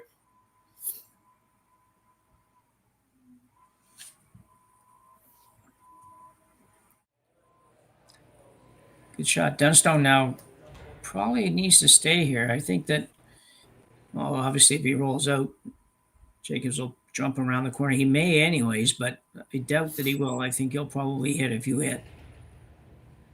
The reward for keeping your shot in the rings is pretty good because Jacobs then will likely have to address it and can't draw around the middle.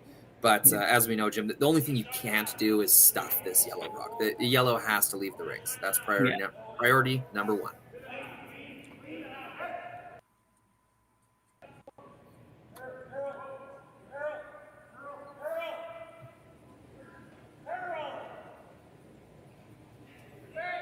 Dunstone with the intern. Not a lot of wiggle room out here. There's not a lot of room to work, but you got to find a way to remove the yellow but save yours. And he will. That's really nice. Yeah, very nice. You can feel the intensity ramping up here, Jim. The precision is at a very high level. Misses, I think, are going to be a lot more amplified from here on out. Both teams know.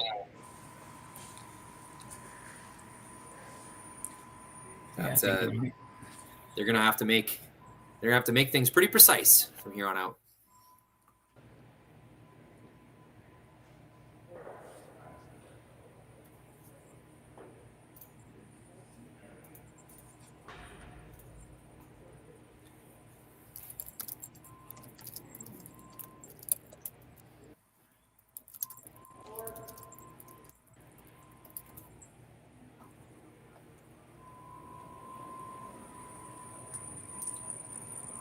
Brad Jacobs. Now, this shot might be too easy for Brad.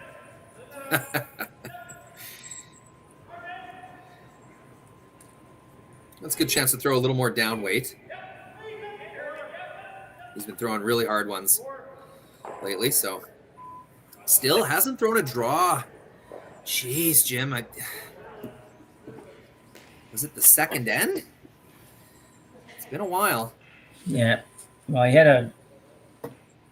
I'm just trying to think now. No, he didn't have hammer in the first. He drew open in the first. Yeah. We had no... Didn't he have just a free draw for two in the second? Yeah, because Dunstone had a free draw for two in the first, and he had a free draw. Yeah, that's what I thought. The second end was the last draw. Yeah. Anyways, it's getting further and further in the rear view mirror, and that does affect a thrower for sure. Of course, you're keeping times and watching opponent stones. You have your sweepers to consult as well, but it's a factor. Yeah.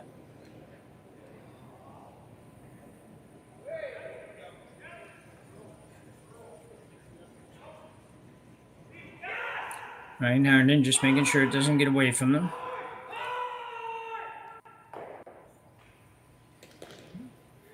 Yeah, almost a really nice roll right behind the guard.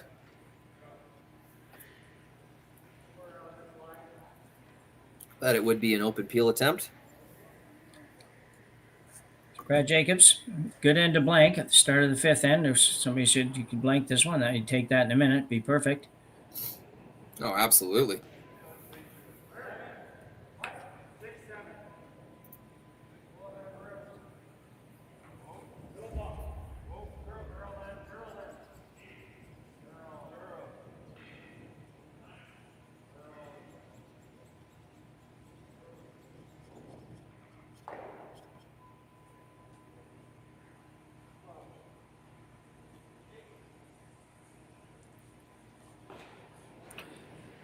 Brad Jacobs looking to blank here in 5.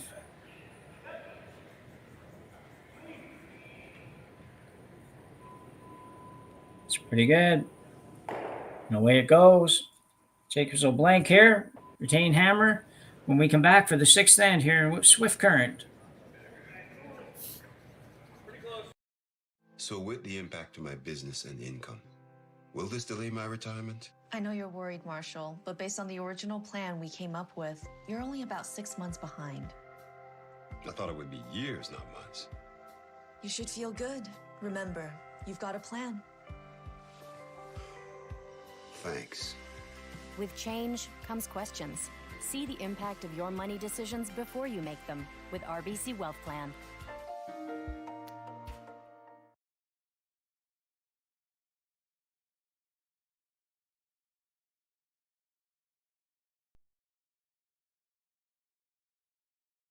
Handcrafted in Canada, Hardlines Ice Bat has revolutionized curling for over a decade. Engineered with top-tier precision and durability, it is backed by an unmatched 10-year warranty. Designed for curlers at all levels to sweep effortlessly with maximum efficiency, it is trusted by the world's best curlers, including Olympic and world champions. It is quite simply the best brew in the game. Hardline. Join the revolution.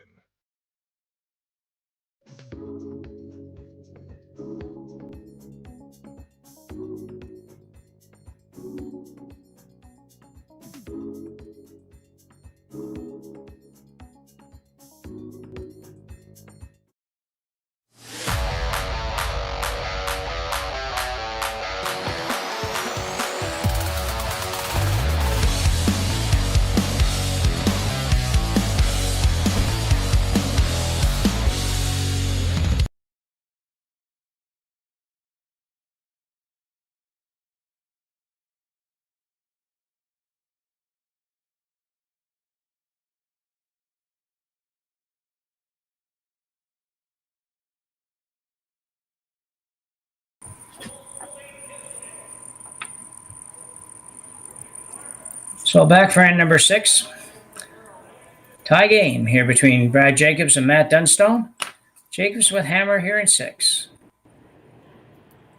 Whether you're watching on Curling Stadium, we're very pleased to be bringing you these games and look forward to your support by subscribing and liking our channel as we endeavor to bring you as much curling as we possibly can across the country.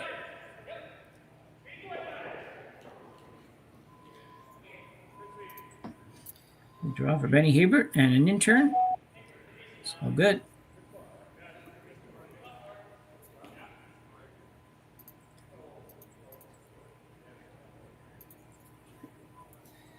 Yeah, tie game scenario, 6th end. I expect both teams to go hard for points here. The analytics for the 6th end are very interesting. If you score a single point, it does not increase your chances of winning. It stays at about 65%. If you score 2, shoots up quite significantly, and then the most significant is a steal. Brad Jacobs would take his team Matt Dunstone would take his team from around 35% to up to 65. So you see teams go really hard for a steal in the 6th end, and you see teams kind of try to prevent a steal in the 6th end, and in some cases go really hard for 2. Just the way this game has been going, I don't think we'll see Team Jacobs take that many risks. You haven't seen them throw any guards. They'll play to the middle here, try to gain an advantage, and if it doesn't work out, they'll blow it all up. A blank and a single point are, in terms of percentage chance of winning the game, about equal. Vinny Herbert being asked to a little bump and roll, kind of. And Gallant working on it. He's to curl.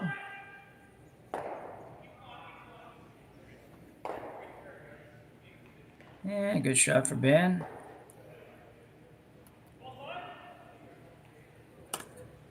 Dunstone now look for a little hit and flop.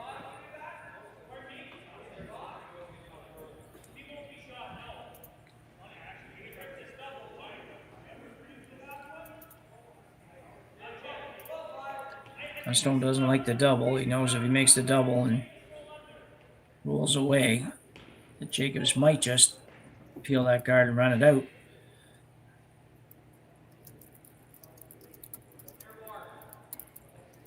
So EJ Harnden looking for a little bit of a hit and flop inside.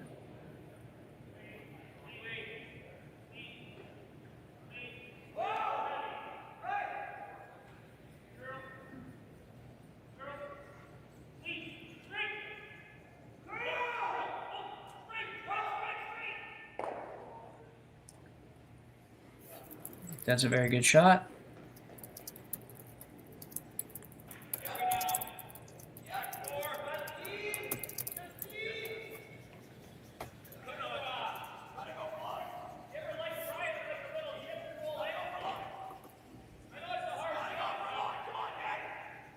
Yeah, Team Jacobs able to peel now.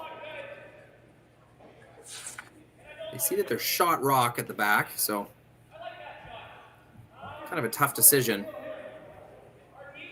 Yeah, it'd be interesting. Do you go straight back at this and make the double that way and save your one at the back, or do you not worry about that? Or play a little down weight and try to roll to the corner? That's looked like what he's going to play here.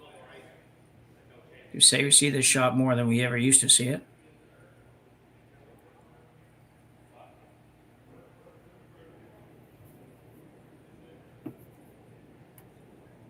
Brent's not maybe 100% sold, or he's just trying to get straight on what weight he's supposed to throw here.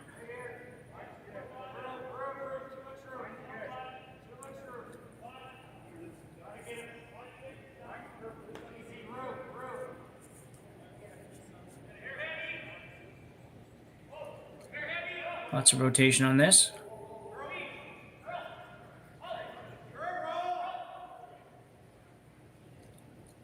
This could be really good. What a brave call. Almost rolled it on. Yep. Might be on yet. Nope, not quite. Just had to make sure he missed kind of that way. Make sure you get it out of the way, if anything. You know, rolling that into the rings would have been a great bonus, but that's a fine result.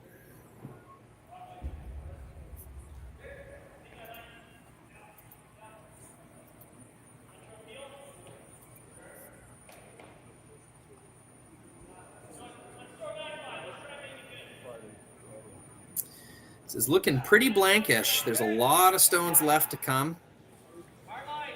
And Matt Dunstone recognizing the danger. Could keep throwing center guards. Yeah, I think if he can hit this in the right spot, Rory, I think he can spread these two reds out and keep them both in the house. Yeah, I think you're right. But even if he doesn't leave a double on this one, there's 5 Jacob stones to come. It's just, ooh, he's going to have to get there, though. That's a really big miss. Yeah, that is. I didn't really pay attention to where they were sweeping that. I just don't know. I guess they must have been sweeping it to hold it straight, but...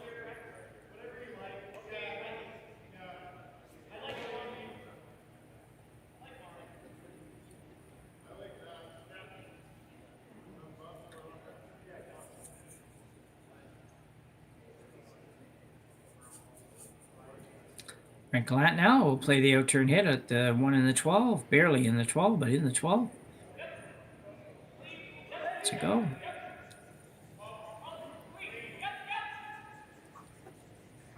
Pretty steady, Brett.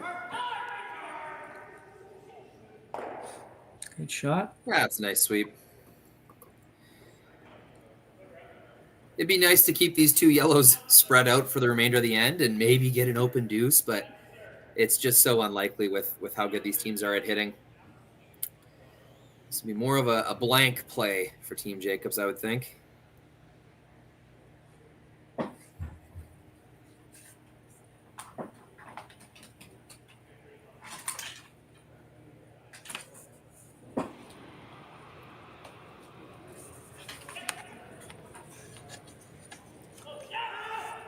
Colton Lott looking for the double. It's going to be close, and he's got it. It's a great shot. Colton Lott's on a good streak here. He hasn't missed in a long time. He's made almost every shot that's been called of him for the last few ends. And one more look at this one.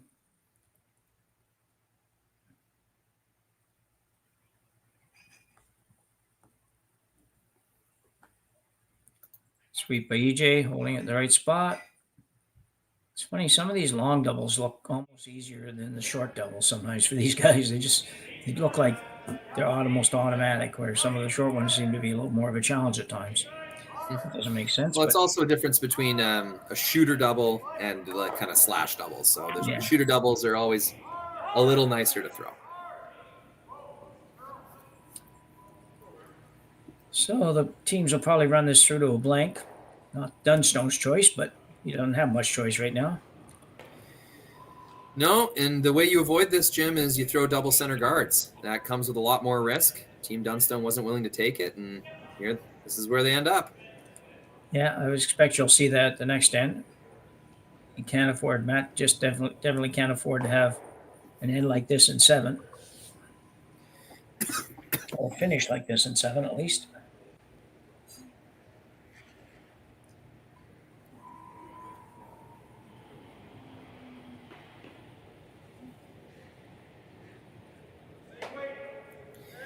Making up some time. This hasn't been a particularly slow game, but curling ends in general take longer than they used to. It used to be kind of a rule of thumb, about 15 minutes to play a curling end.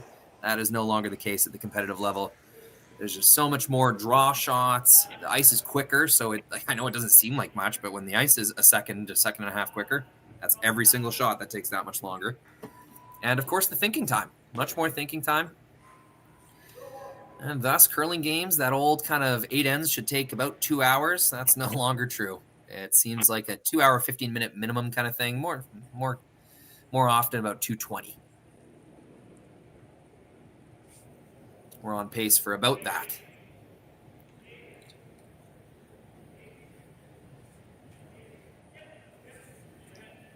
Dunstone with the out-turn hit here. Just a hit and stay.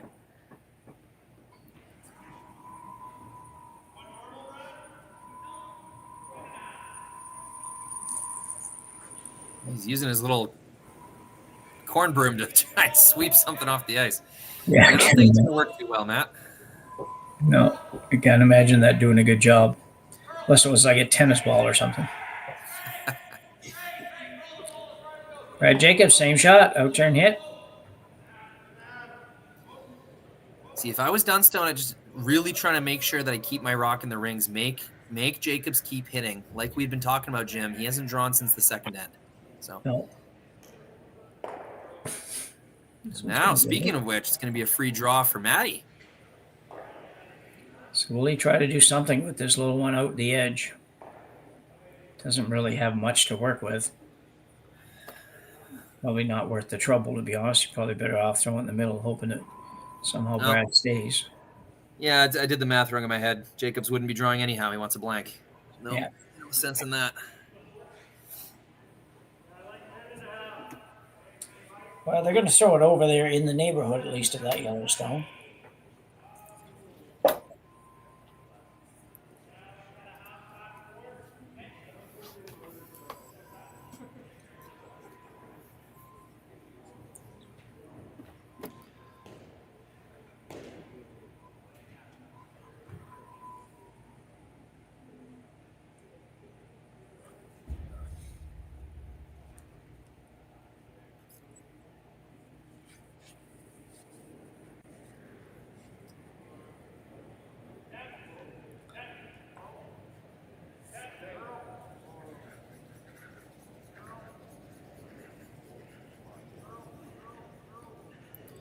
Well, this would be a very cheeky freeze if they're able to lock this on the rock that's barely hanging on to the field of play.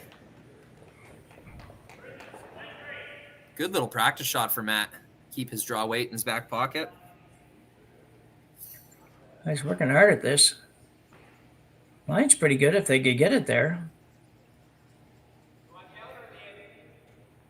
Gets a piece of the rings, forces Jacobs to deal with it. Nothing wrong with trying that, Jim. Oh, no, I agree.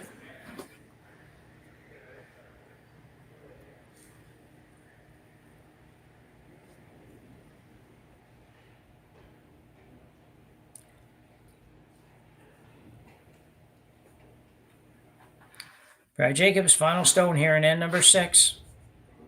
As we get close to the end of the semifinal match here.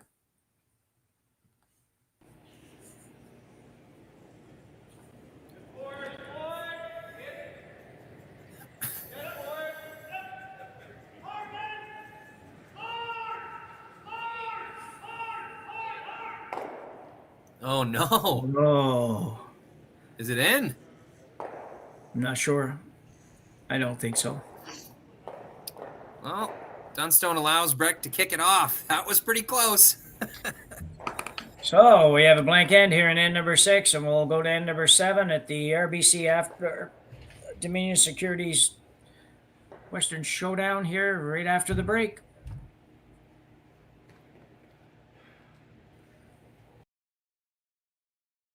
We asked Saskatchewan what they know about 5G. More speed, more innovation. It's gonna make our lives a whole heck of a lot easier. This is what 5G looks like.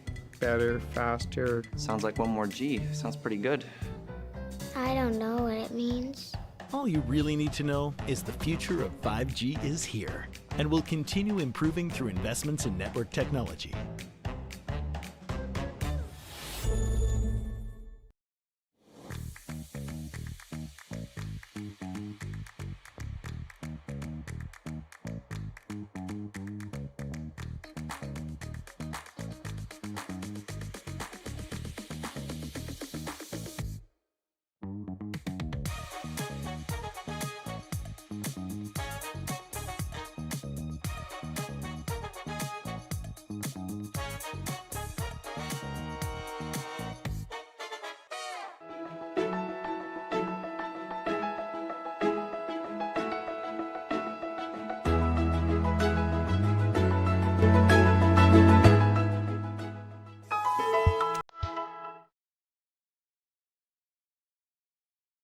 Hey Ben, what's the Aztec Safety online e-learning website again? Yeah, that would be aztecsafety.com. Fire extinguisher and firefighting, we'll send that one to Paul. Ah, now here's a course I should probably take. Conflict resolution. Power line safety. Yeah, I thought it might help me with my line calls. Did you know this Aztec website has over 100 safety courses? Jeez. Aztec Safety online course. Ground disturbance. Could have used that a few seconds ago.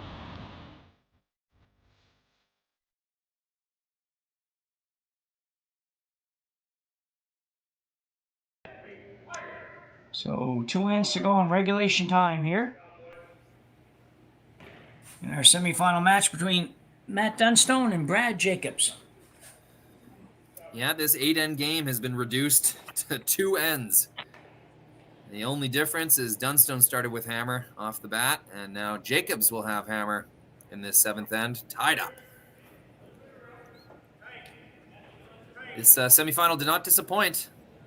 We've had some misses here and there, and teams have traded misses, certainly, but there's been some great made shots, and especially in the second half of this game, Jim, I think we've seen the shot making kind of rise to another gear. Yeah. For those that are wondering and don't want to flip over and check right now, Brent Pierce did pick up 1 and 6. And now Trey Ells 3-2 to Cooey with hammer playing 7. So both very low scoring affairs and very close games. We expect them to be close. I don't know if we'd always expect them to be this low scoring, but not a real shock the way these guys can clean things up sometimes.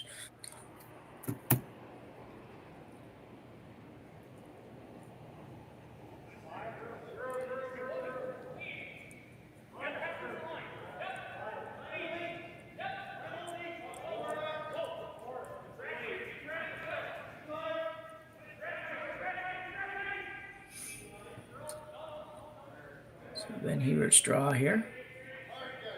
Second draw, good shot. 2 very nice draws. Ben,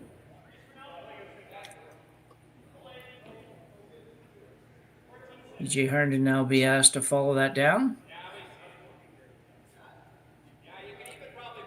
The area now where you recognize the importance of your lead in your second, because one miss from either one of these guys on the front end here can really make a mess of this end.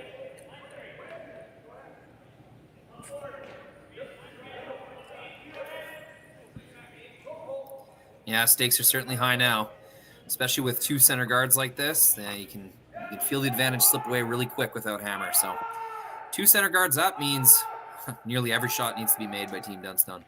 Yeah. That's not really a great one. No, not able to promote it. It is fully buried. Just came up light. Those 2 stones of Jacobs. You got to think that's going to take 2 rocks to get rid of those. Yeah, still, Brad will peel. Thought he might press his advantage in the forefoot, but knowing that things could turn around real quick with the run back ability of Team Dunstone, they'll play it safe and clear the top one. And with that setup that's there right now, it's going to be really tough for Dunstone to turn this into a, even this early in the end, it's looking a little bit difficult to turn this into a force or a steal, either one. So throw up another guard.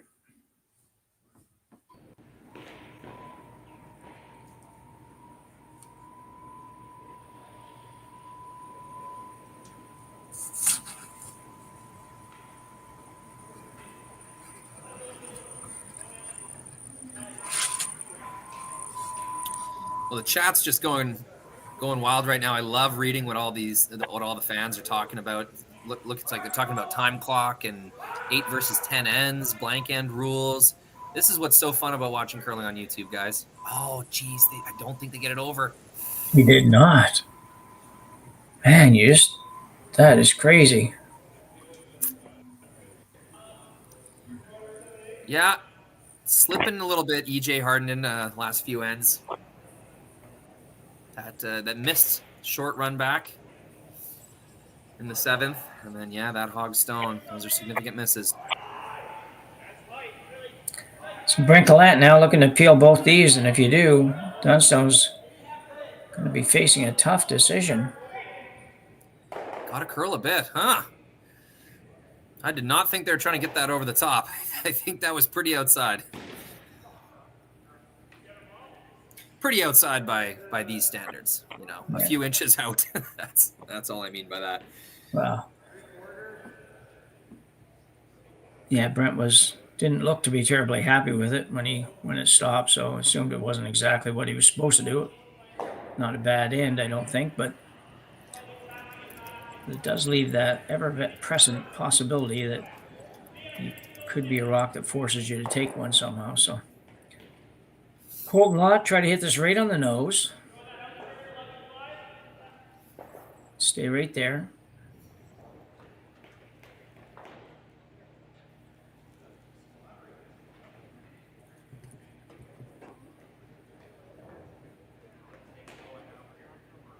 It's possible now for Dunstone to at least be optimistic about it, maybe getting a chance to come around the corner and forcing Jacobs to take one here. It's a few shots away yet, but you can sort of see how it could happen. EJ Herndon now. Just looking for just a dead nose hit. There it is. Perfect. Yeah, sticks it right on the nose.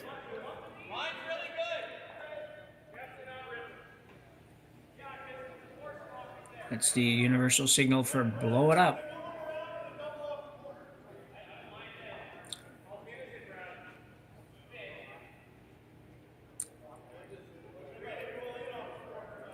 Brett also knows that that corner guard may hurt him here. Just a matter of whether or not it's worth.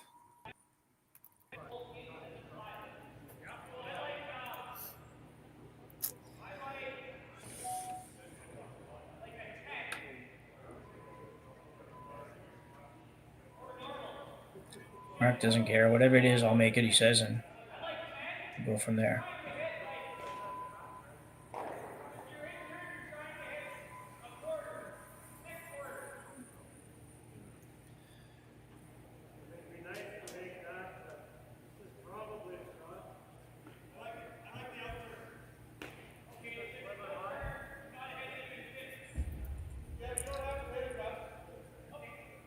He stopped there, didn't twitch or anything. I figured the screen had frozen up, but he just was stopped. It was just like, I never see anybody not move even a finger. Now turn PL, try to get this one and maybe roll towards the center a bit at least.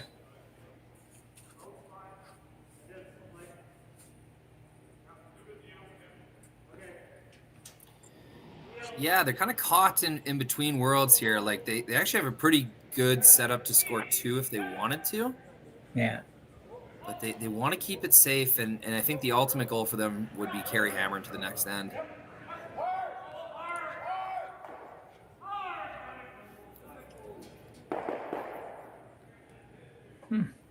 Yeah, not so. I don't really know about that. Yeah. I thought maybe they're trying to unlock. Like they would have liked to roll in and sort of clip the red off of its frozen positioning.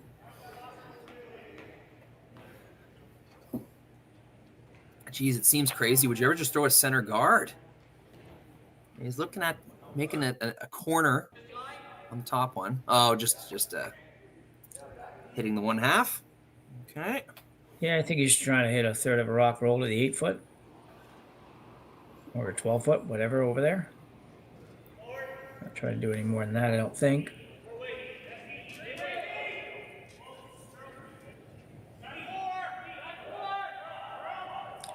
Yeah, it might not even. It's got to go up. Got to come up. Just got to stick in the rings, really.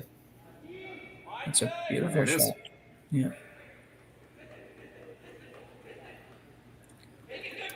Dunstone team seems happy with the setup right now.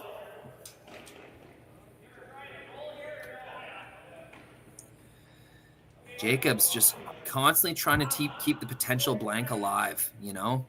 There's no danger with this red stone out here. The only reason to remove it would be limit the amount of stones in the ring. So eventually, if there is a shot to blank, he'll have it.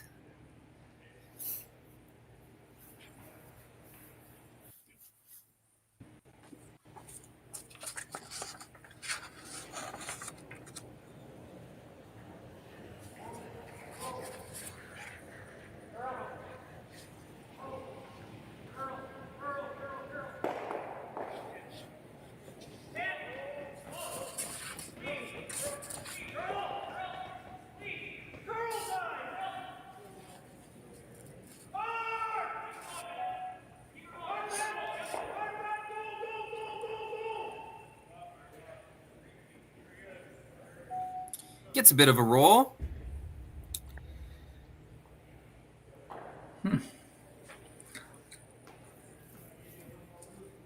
That's sort of indicating just hit it right on the nose there.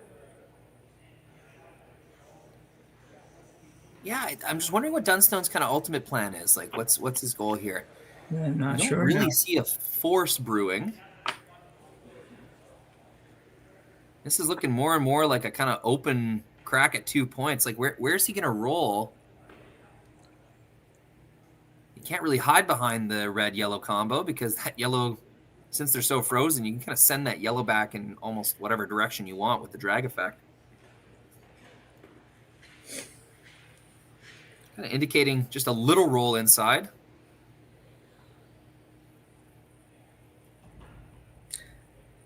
Yeah, I guess I'm assuming he's trying to set up some kind of a double on his next one, or some kind of way to at least sit 2 after his next one.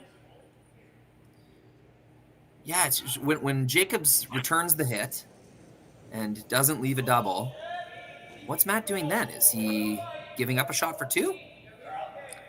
Well, if you hit this on the nose, then Jacobs would want to hit it where? The nose or inside? Well, I would think you'd roll out just enough so your second shot. Okay, so you'd still want to be second shot. I don't know how possible that's going to be rolling out. Yeah, you're right. Yeah, as these get higher and higher. Yeah, circle just gets a little closer to you. Anyway, let's see what he does. Looking for a nose hit for now. Or maybe a little inside. It's going to roll quite a bit inside.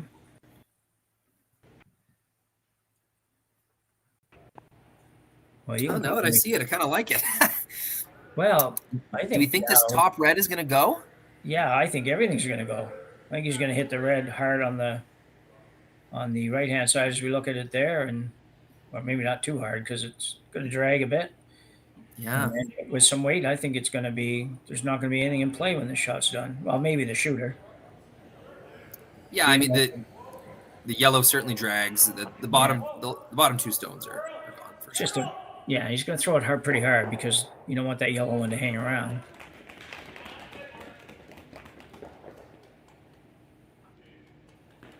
I love seeing the people in the glass behind each other chit-chatting about the game.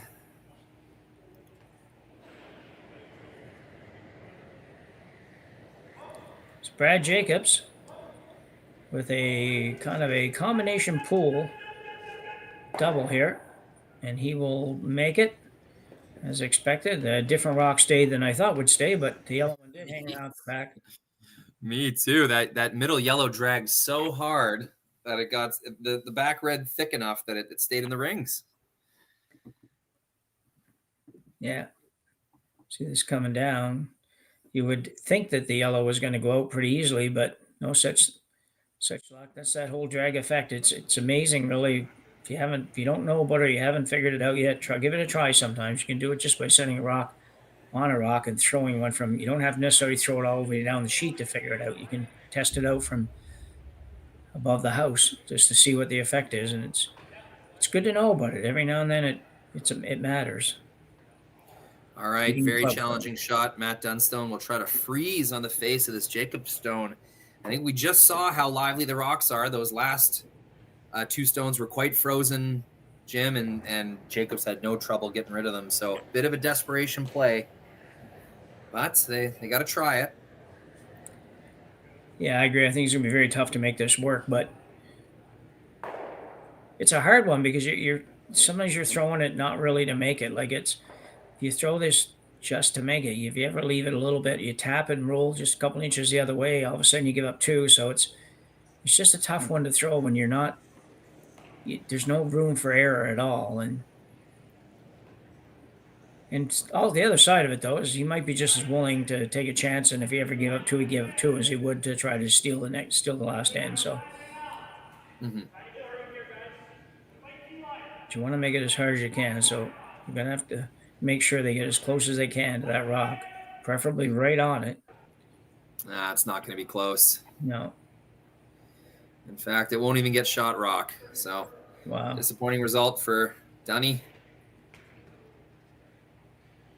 This result was kind of written all over this end. It was either looking like a blank or two for a long while.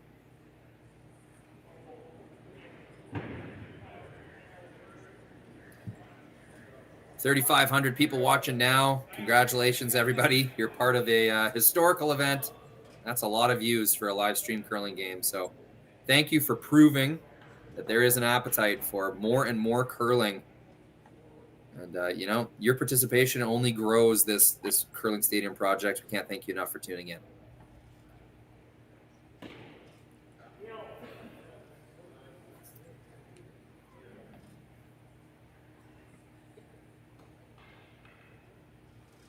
So Brad Jacobs with an open draw to the 8 foot for two, or close to the 8 foot for two. I think Team Dunstone was hoping for Brad's eventual draw to be a little higher pressure than this, but now with his first draw since the second end, he's got a lot of paint to work with.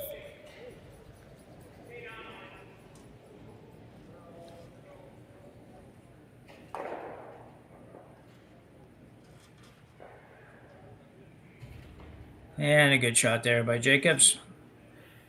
And Brad Jacobs will take a 2-point lead into the 8th end here in our semifinal at the RBC Dominion Securities Western Showdown, as the winner advances to the championship game, which will probably start about 5 minutes after we're done. Well, no, not really, but not too much after we're done, probably an hour or so after we're finished. So thanks very much. We'll come back right after the break.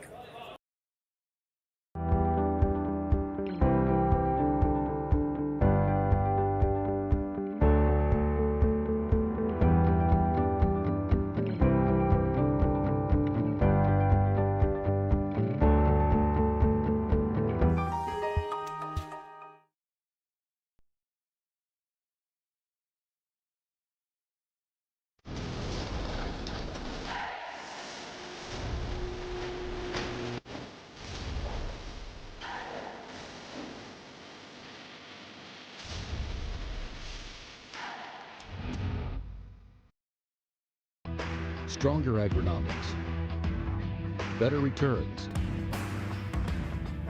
greater peace of mind. From pre-seed to post-harvest, you can count on the Victory Canola program to keep you. I don't remember a time when curling wasn't a part of my life. When I wasn't putting in the sweat and hard work to be the best that I can be. Clocking in the time, the effort to practice day in, day out. Curling is more than just a game. It's a family, a community. And when it's time to play, I know I'll be ready. Hardline, supporting hundreds of our next generation athletes. Sasktel Be Kind Online wants to stop cyberbullying. Want in on the action? We award up to $1,000 for youth initiatives that help spread kindness and prevent bullying. What great idea do you have to help stop bullying? Sasktel can help. Go to BeKindOnline.com and apply for a grant today. Together, we can make a difference.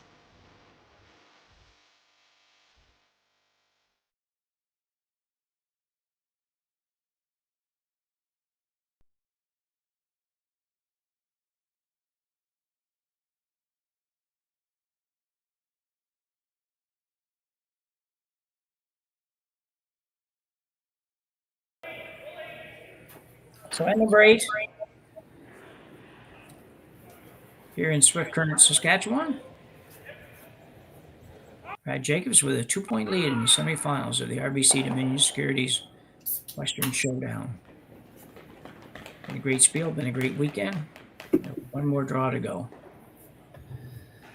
It has been something, Jim. 5 days of extremely high caliber curling.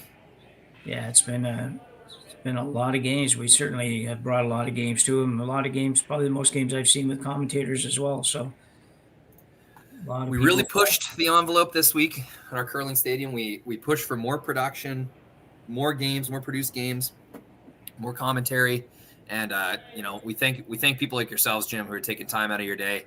And let's just say we're not paying Jim $1 million to do this. He's doing this out of just his love for the game and his passion for this project. And yeah, thank you so much, Jim, for volunteering your time, and everybody who contributes to Curling Stadium, and especially the fans who tune in every day, every game, and chime in on the chat, recommend us to their friends. You guys are really helping us out, so thank you so much.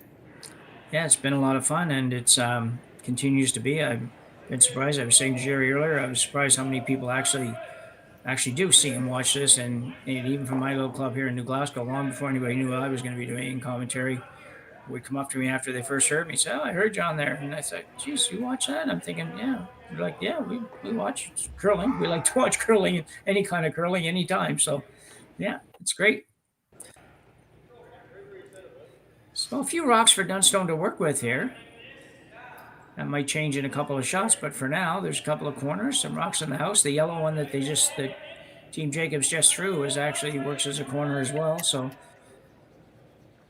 a little bit of light at the end of the tunnel for Dunstone here. EJ will be hungry to make this shot here. Both in 6 and 7, he had a bad miss in both ends, so he's going to be hungry to make 2 good shots here. Yeah, he'll bear down pretty good on these. I know we're supposed to stay unbiased as commentators, Jim. I'm not cheering for a particular team, but I am a little happy that it wasn't a blank end in 7. I think we would have had a much more boring, predictable 8th end. Now, with Dunstone really chasing 2 or 3 points, I think we're in for a treat. Yeah, that one worked out quite nicely. Yeah, I got the shooter to a good spot. That was the most important part of that shot. Didn't really matter what happened with the yellow. Shooter just had to get to a good spot. Yeah.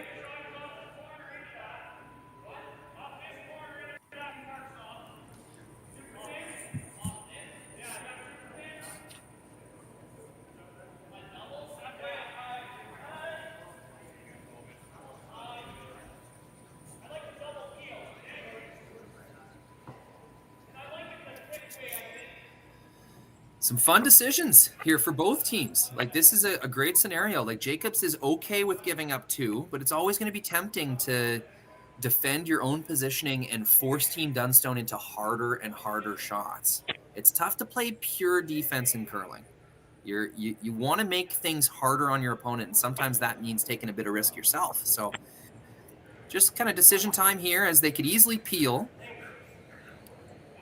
Pretty juicy double peel, Jim. There's more than one way to make it. Yeah, absolutely. Yeah. So lots of conversation. So they're going to run the red.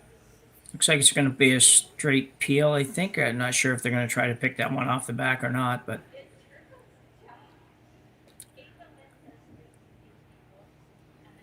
Brad figuring out where he wants to hit it. Apparently it's about a quarter of a stone.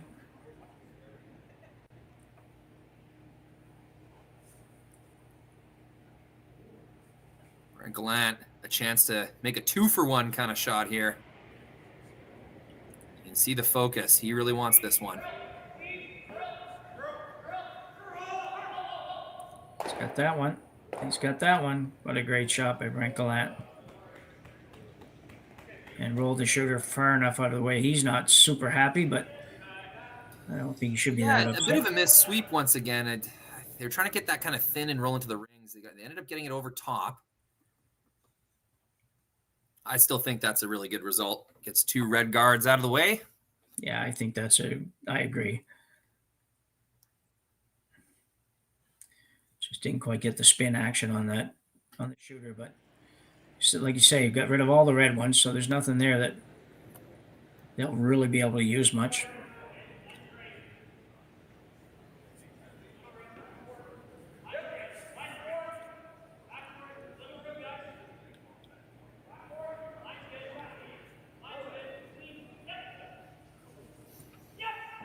No turn come around for the back one. This is a nice looking shot as well. Oh, it's really good. Made use of the slight, we're not going to call it a miss, but the leftovers of that double peel. Made perfect use of those, and yeah, that angle is just lovely. Not able to remove that red rock pure. Yeah, and you can tell EJ liked it. He popped up with a little bit of pep in the step there, getting up from that one, so he was pretty happy with it. Sitting number 2, number 3 now. And you've got Jacobs playing an out-turn draw around a corner when he's up 2 playing the last end. That's a good start.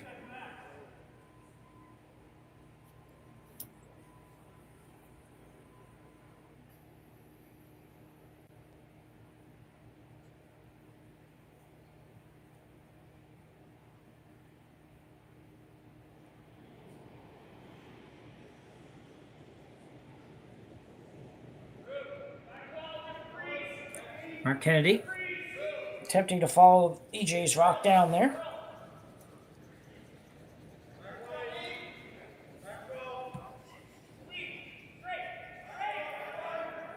This is a very interesting call, Jim. Not hitting the open red stone. Yeah. This is the exact kind of fun stuff we were hoping for when Jacob scored 2 in the 7th end. These are the make or break decisions. They're going to win or lose curling games. And really excellently executed, you know? That yellow's going to be tough to get off of there. The reds could still stick around in the rings. It's still very interesting.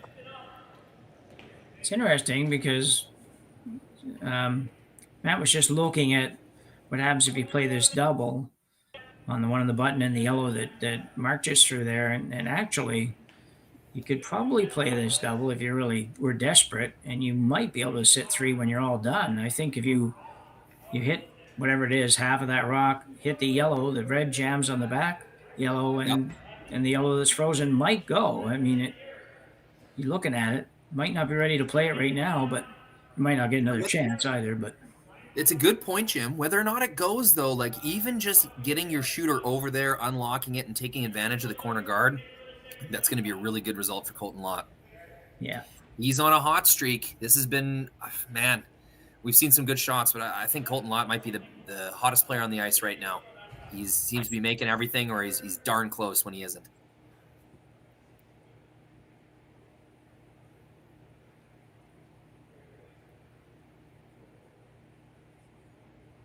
Those forward shoulders, that Manitoba delivery, so stable and accurate.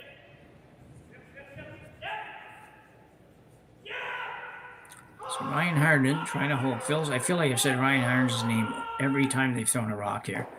Gets the top one, unlocks, stays frozen. Oh, Jim, those angles are fantastic for Dunstone. Yeah. What an amazing shot. Really perfectly made, and a great sweep call from Matt. See it again. Ryan Harden help him make this shot, just on it from the time he let it go until right now. And didn't spin up, which it could have spun up and went out, and that would have been not good, but it's very interesting. No, it's a great shot. Now the temptation to hit the open one is there for Jacobs. Like, Dunstone's kind of running out of rocks to group those two stones together. So to be second and third shot even on the wings right now is pretty darn tempting.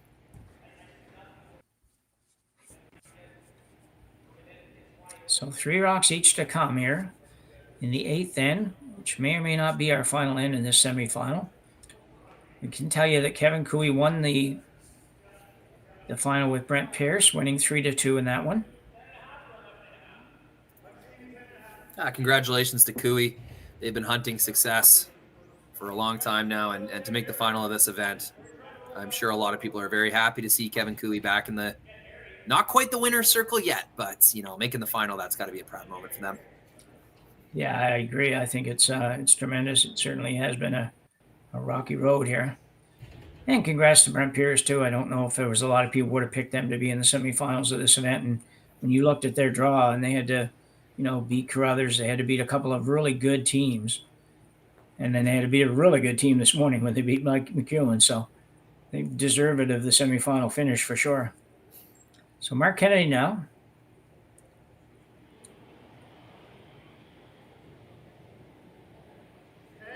So Mark's in turn.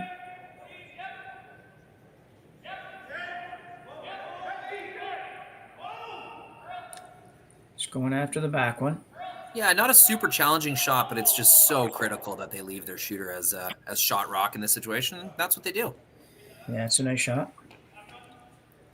Now, the temptation for Dunstone to count those rocks that he's been kind of stacking along the wing is going to determine the difficulty for these next few shots. Like, they have 3 rocks left, Team Dunstone does. So if they wanted to, they could just score all 3 of them right there. Yeah. But you got to think he's tempted to keep those red rocks along the wing relevant. Yeah. But with this call, he knows that it's going to be just too much of an ask to move that yellow stone and keep the red in a good spot. So it's a straight freeze call. Yeah. Quick welcome to those of you that were watching the Kevin Cooey Brent Pierce game. Had a squeaker over there, and we've got a squeaker here. So some great finals this weekend. Great quarterfinals, great semifinals.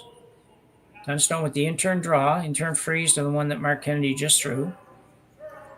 Got to really go over there. Yeah, EJ really trying to carve that. There. It's going to chisel off. I think that stone is available for removal. I think it is too. Pretty close, pretty good effort, but just needed to curl and slow down a little tiny bit. The decision now is, would you ever get tempted to run your own yellow and try to keep both of those yellows around, or you think you just play it safe and get rid of that? I think you got to be a little safer than that. Yeah. I think if you ever try to run the yellow and catch your own, then you could be looking at a 3 spot here, and I definitely don't want to do that. Be happy to, not happy, but you're okay with giving up 2 and taking the hammer to the extra end. If you nose this red, Jim, are you going to leave a double where Dunstone could make that kind of double across the rings and remove the yellow that is backing the red? Yeah, I think it's possible. I think the angles would work for that. I never really thought of that one before, but when you look at where that broom is and say that's the rock, can I hit the top of that and take the yellow? Certainly.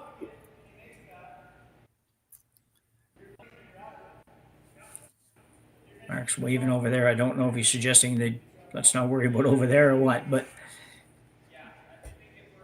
and if you want to really try to win it here, you just go ahead and play a freeze of that red. But I don't see anybody really doing that. I'd be surprised if you don't play to remove this red. You'd like to keep the yellow at the back there and don't move it too far, so he might not throw very much weight at this.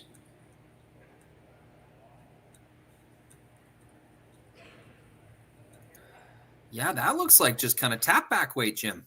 Yeah, I think it is. I think he really doesn't want to move that back yellow much because if he can get this out and not move the back yellow very much, then Matt has to make a double to sit 2. Yeah, absolutely. It's getting late enough in the end, Jim, where that rock, even though it's in the back of the rings and it can be frozen too, it's pretty valuable with how close it is to the center. So it's going to outcount those reds on the wing, and with only 2 shots to come for Dunstone, that's turning into a pretty valuable thing. Earlier in the end, not as valuable, but we're getting there. Yeah. Oh, this is fun though. Down 2 with hammer, both teams, making some very exciting decisions. This is exactly what you want, a semifinal matchup between 2 great teams to come down to. We're being treated to some great curling right now, Jim. Brad Jacobs.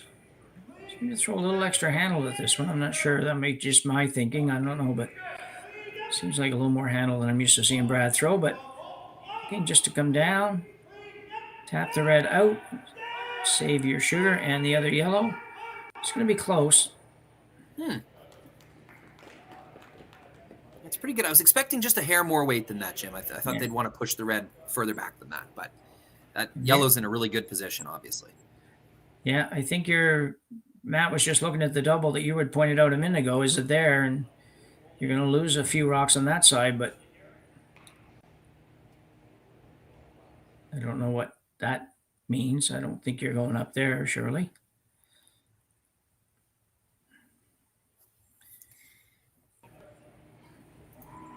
It's hard to remove this without moving your red.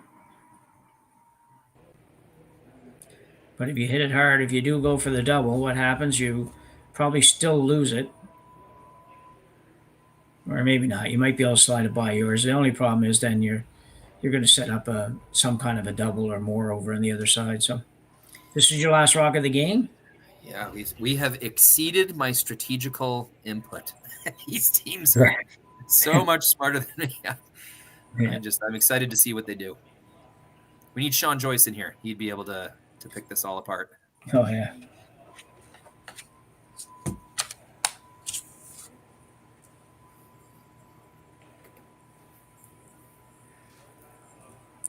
Sean Joyce and Dave Schmell will be doing the final after this. Yeah. With Connor Sims on production and myself on cameras, we'll have a 4-person crew. One of the first times we've done that this year. Hopefully provide some great coverage. Yeah, I think it'll be wonderful. I hope to catch the last half of it. If I don't soon get some work done today, it's going to be not a fun evening. These days tend to melt away. Yeah. Like I said, my priorities got a little messed up today. I just kind of thought this would be a lot more fun than work. So, and it has been. It's been great to have 2 wonderful games. I'm very glad you made that choice, Jim. No, it's been a fun day. So, big shot here for Matt Dunstone. This has been a great end, actually. It's one of the more exciting ends this event.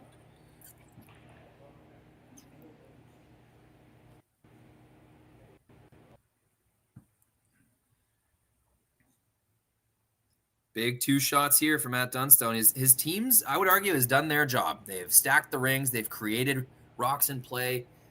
Good scenarios. Matt's been given the chance. Let's see if he can convert it with these 2 shots. Harden trying to hold it. Make sure it doesn't curl too much. And, whoa, what a shot. Pokes. Great shot. Pokes it right out the side. Danger alert for Team Jacobs. Let's see it again. Matt Dunstone with the intern heater. Ryan Harden, just because it's right that he sweeps every single shot this game, is on it. Probably might have hit it a hair thicker than he wanted, but it looks pretty good. Oh, I think it's great, Jim. I don't see a double available for Jacobs unless you run this thing back. I think really tough. The only way out is to freeze on that pile of reds. Yeah. And even still then, Jim, you might leave a crosshouse double for 3. Yeah, you might. The yellow at the back of the 4-foot, the yellow on the left-hand side there it's accessible, delicate to get to it, but it is accessible for what they need to do. They only have to move it a foot if they were to get the opportunity again. So Jacob's going to be playing some kind of a draw here, I think. There's no point in hitting anything because nothing's going anywhere. And I think this is pretty significant. I think the red in the 12-foot is out counting the yellow in the top of the 12-foot. So red is 2, 3, and 4 right now. Yeah. So right in the pile is going to do it. I guess what you got to be careful of is that you don't leave something where it's only going to contact. So the eventual double that Matt Dunstone will throw. You can afford to lose one of your reds on the wing. You can't lose 2 of them. No.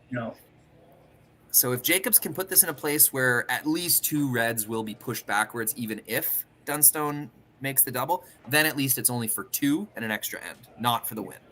Yeah. Probably sitting more so on the high one is better, Jim, I would think. That's my thought as well, yes. Even tapping it back like a few inches, making a little more of a pocket for yourself could be the best spot, because if you don't move anything and Dunstone sends it off of the top one, then only 1 red will leave the edge. I think you have a little tiny bit more room for error on the top one too. If you just got a little bump that's available there in the back. If you go for the back one and you roll off it an inch, then you're going to lose the game probably. So last rock for Brad Jacobs in end number 8. It's only his third draw of the game, I'm pretty sure. Looking to freeze to the back red, or the one of the reds at the back of the house here. Sweepers like it. They like it for weight. Ben's trying to get that curl. Inside out here at Swift Current has had some trouble finishing. Looks really This nice might though. be too heavy. No, I think it's pretty good. Actually, I think you'll see Matt Dunstone have to play the double. So he takes it off. But yeah. Will that yellow spring off of the top red without contacting any other yellows in the back of the rings? If so, this double is for 3 and the win. I think that if you make it, I think the yellow hits the red, goes over the top of the red that's at the back of the 8-foot, and then your shooter goes over and takes the other one out. But you got to hit. I think you can get it hard enough to. Yeah, that's kind of it. And then I think it goes. I think it's for 3, Jim. I do too. I think the back 2, I want to point to them. I need a illustrator. I think the back 2 reds don't move. Yeah. And these 2 that are at the tee line, both of those rocks are gone, and your shooter takes out the one on the other side. So what I hope is he gets really close to throwing this good, because it'd be interesting to see what the result ends up being. There's a chance that the spin of the yellow kind of takes it straight backwards and clips that back red. We'll have to find out. I don't know for sure. Yeah. I think this is for 3, Jim.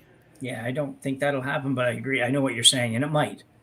Yeah, the interesting part is that for Dunstone, the one thing it does do, Connor, take me if we can see their mouths moving. I think the audience can hear a little bit of the ambient audio. You can see EJ using his hands to describe the motion of the rocks. Yeah. Sorry to interrupt you there, Jim. No, that's okay. I was just going to say, you don't have an option. It's not like you're going for 3 in lieu of going for 2 sort of thing. There is no 2, right? Yeah, so it's the same shot. Yeah. Because sometimes, you're in this case, well, I don't want to go an extra end. I'm going to play some wild and crazy shot for 3. And in this case, you can't take 2. So you're going to have to play the same shot to get 2 or 3. So, and I think if you make it, you're getting 3.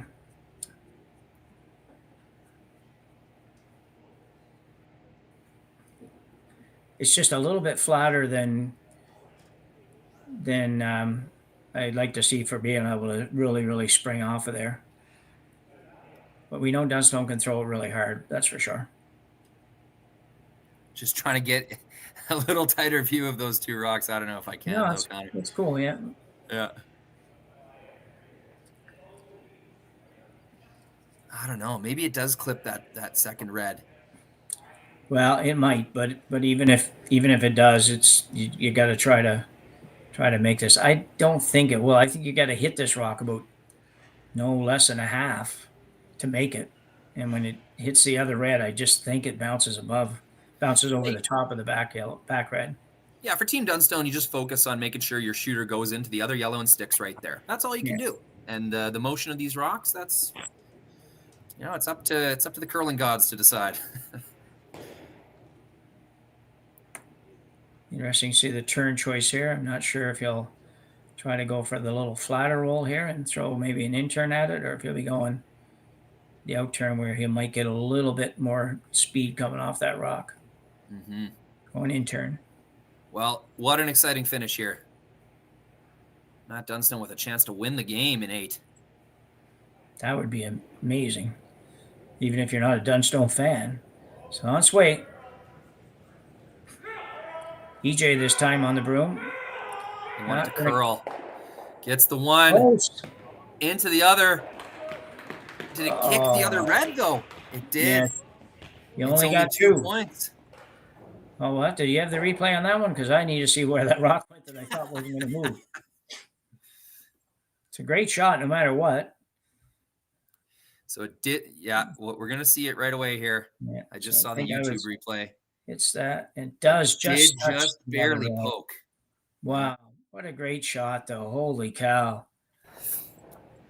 Wonderfully exciting. Yeah, it's interesting because I remember I just finished saying there's no shot for 2. Apparently there was. Okay, we're going to take a short break before we come back for the extra end here at the RBC Dominion Securities semifinal match between Dunstone and Jacobs.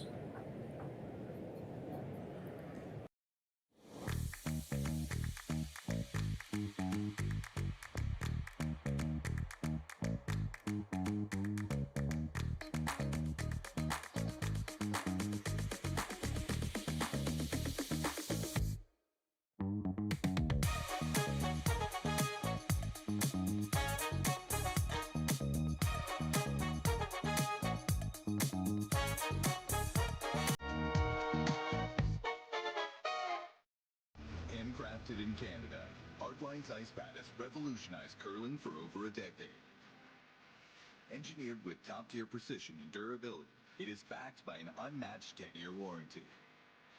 Designed for curlers at all levels to sweep effortlessly with maximum efficiency, it is trusted by the world's best curlers, including Olympic and world champions. It is quite simply the best brew in the game. Hardline. Join the revolution.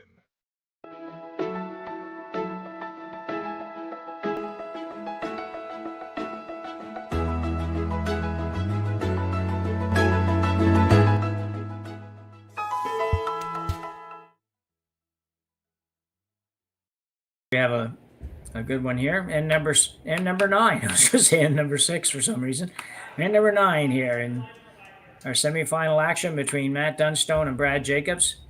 Tremendous 8th end, which saw Dunstone have apparently not a shot at 3, but a shot that we thought was for 3, or at least I thought was for 3, and a great shot regardless to tie it up. And we're in an extra end with Jacobs having hammer this time.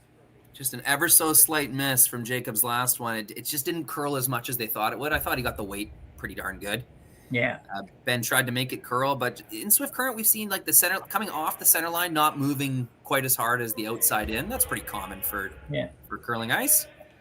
And just pretty impressive to me that Brad hadn't thrown a draw really all game until the 7th and 8th ends, and he made those pretty darn perfect. So some great shot making so far. Yeah, it's been a great game, and that great end particularly.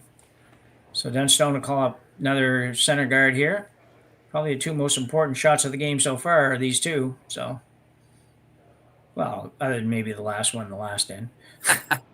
No, I agree with you, Jim. When you're trying to steal, you need 2 good ones from your lead. There's no other way about it. You need 2 good guards from your lead, or if you are coming in, you need a nice top 4. Yeah. It's the lead's time to shine in situations like this, for sure. Ryan Hardin, lead for that Dunstone team.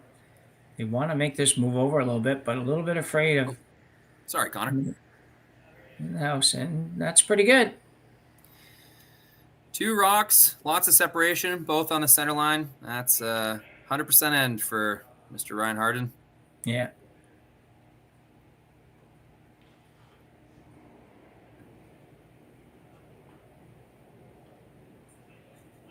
Yeah, I told the story before. When I first turned seniors, I played a couple of years in front end, which I hadn't done in maybe forever.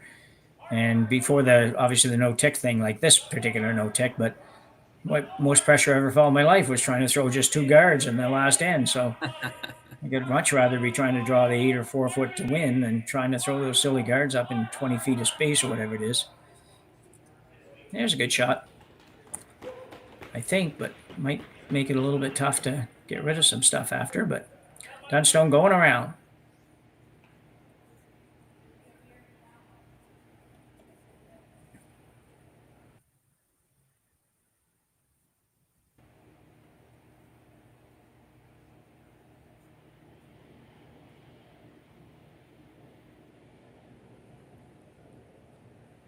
It's a very important stone. The last rock before the Peel Express fires up. This is light. Once again, he was light in the 7th end as well. Our sweepers are getting a lot out of this. Just going to tick. So close. Wasn't light. I was wrong about that. It just was over curling.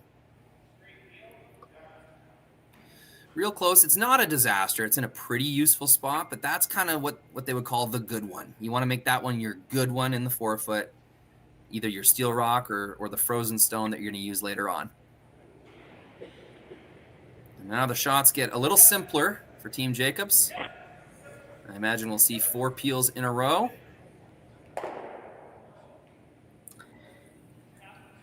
Yeah. Dunstone looking to guard. That's just indicating which rock he's trying to guard, just so that everybody knows. His red one's in a pretty useful position, the red one that's on the right of the screen as we look at it. If he needs to use that one, it's not bad. And the 2 at the top are staggered, so if he ever had the opportunity to promote that one in, it might be good. But for now, he'll throw up the guards, and Brad Jacobs will peel the guards.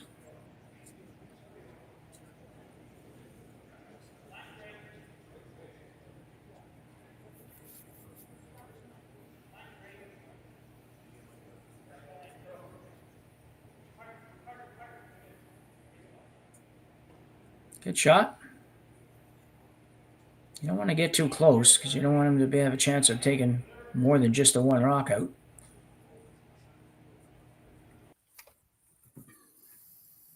And he's ready to go. Got the sleeves rolled up and everything on this one. Yep. It's been a lot of this type of shot for Brent Gallant the last few ends. Yeah, there has, hasn't there? It's just I was just thinking the same thing. I don't know what else he's thrown for the last 3-4 ends. It just seems like that's almost it. That's kind of Jacob style, though. Use those second stones to clean things up. Yeah. If we look at the situation in the house right now, Jim, like if we just keep kind of guard, peel, Dunstone is going to have a good chance of getting something in there with some funny angles that Brad Jacobs are going to have to deal with. That rock right on the top of the button is a very good stone for Team Jacobs, but if they can ever make a nice little tap or maybe even like an angle double tap kind of thing, Dunstone's going to have the necessary overlap and junk up front to have a good chance of stealing this end. Yeah, agreed.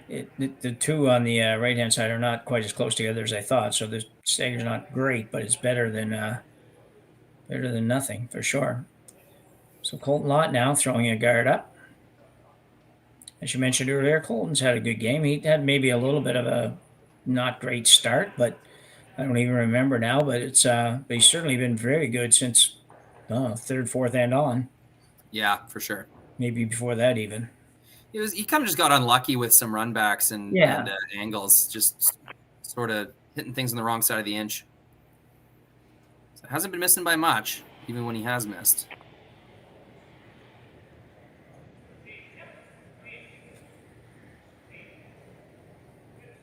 An appeal for Kennedy.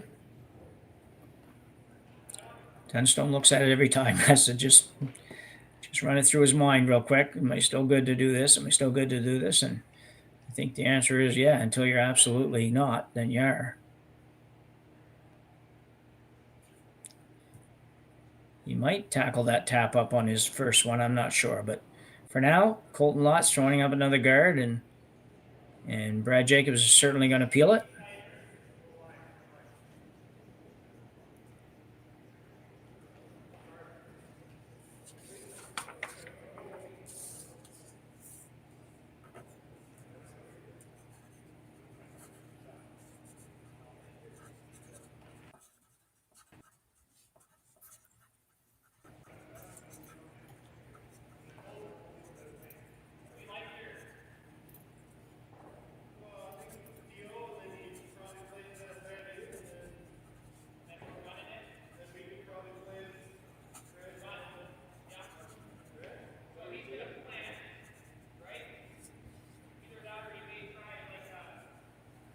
Quick reminder while the guys are doing this that the final of this event is certainly on right after this.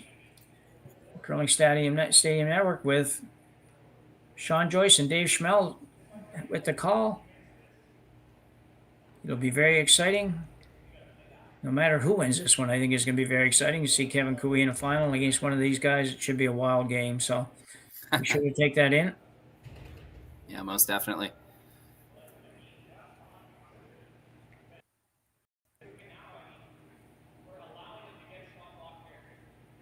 Well, they're toying with the idea of whether or not they want to peel this guard. He's got a little bit of a point. He knows that.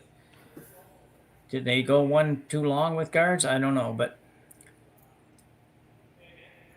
if you peel this out, certainly expect Matt Dunstone to play some kind of a raise on the top guard, top red rock rather.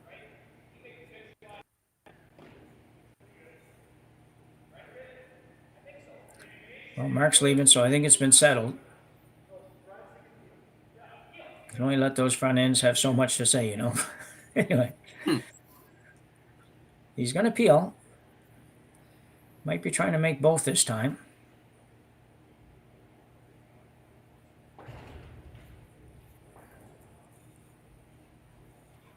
It's a bit risky if you are, though, because you could end up running the red one right in on the yellow one. We'll see what happens.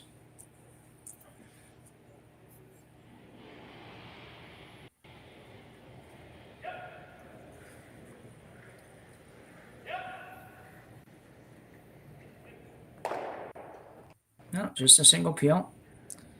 So I'm thinking Dunstone's going to play the tap. What do you think, Rory? I think you have to. I think if you wait one more rock, you might not have this opportunity. So yeah, I agree. One more and they're guarding the whole thing for sure, and you probably won't have a shot. Oh, sorry, you might have a shot, but not a good shot.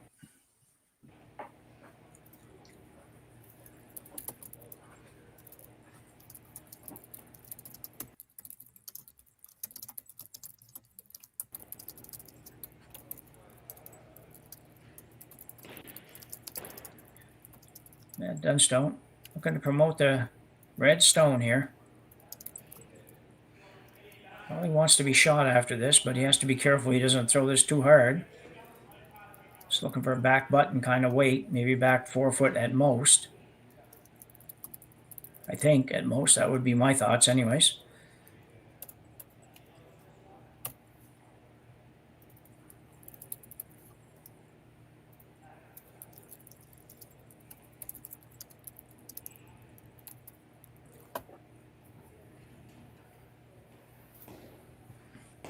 Two rocks each to come here in the extra end to decide who will take on Kevin Cooey in the finals of the RBC Dominion Securities Western Showdown here in Swift Current, Saskatchewan. Great host for 2 weekends in a row here. And Dunstone with the outturn raise on his own red stone.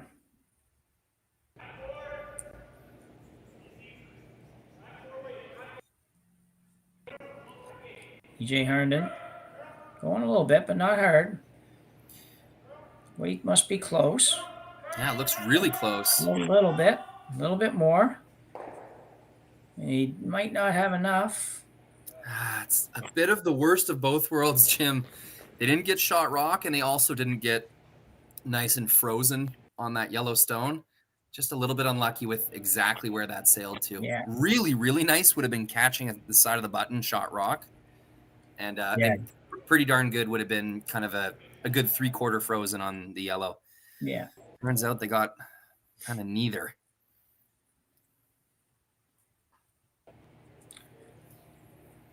I'd be a little surprised if they played the shot that Mark just indicated. That kind of seemed like the last ditch kind of shot. Yeah. And if they miss that, Dunstone would have a great opportunity to, well, if they missed that, they'd be taking their own out. Yeah. Yeah, right now, it looks like Dunstone should have a shot when he's done here. He should have either the tap on the one he just threw, or he should have the tap, the red-yellow yellow sort of takeout tap, whatever you want to call that. So that's the guys are just trying to figure out how to take both shots away. And is there a possibility of doing that? There might be. It's important to remember, like, you're still shot rock right now. It is Team Dunstone that has to do the hard work and make things happen in that 4 foot in order to change what's currently the case. Currently, right now, you're winning the game. You have a rock on the button. So you don't want to do too much that might accidentally make something happen for the opponent. The result is really nice if you get this red, yellow, red combination. Yeah. And I think that's what they're lining up, Jim. Yeah, I think so, but unless this is kind of like a tick double, like you saw Ben Hebert sort of motion to both red stones. Very gutsy call if you're playing the red on the yellow on the yellow. It doesn't. It seems like I don't know that you got to do that. But here it goes, anyways. It's a red. Yeah, double peel is what they're going for. Oh, yeah. Tick, tick, rolls it right off. It's a really good result. Really good result. No matter what Dunstone does here, Jacobs will have either an out turn directly into the 4 foot or that run back. Yeah, let's see that again. Yeah, very nice shot by Brad Jacobs. Benny trying to make it curl just a little bit, and it does. Rolls up and out of the way. That's where if this red one had curled a little tiny bit more, or it would have been, or maybe not an or, but it would have been maybe a little easier chance for Dunstone to get shot rock. But throwing the double, and the double, if he makes a double, he probably gets a half a rock or a rock roll to the right in front of the red. I think it would be pretty good. Not easy, but would be pretty good.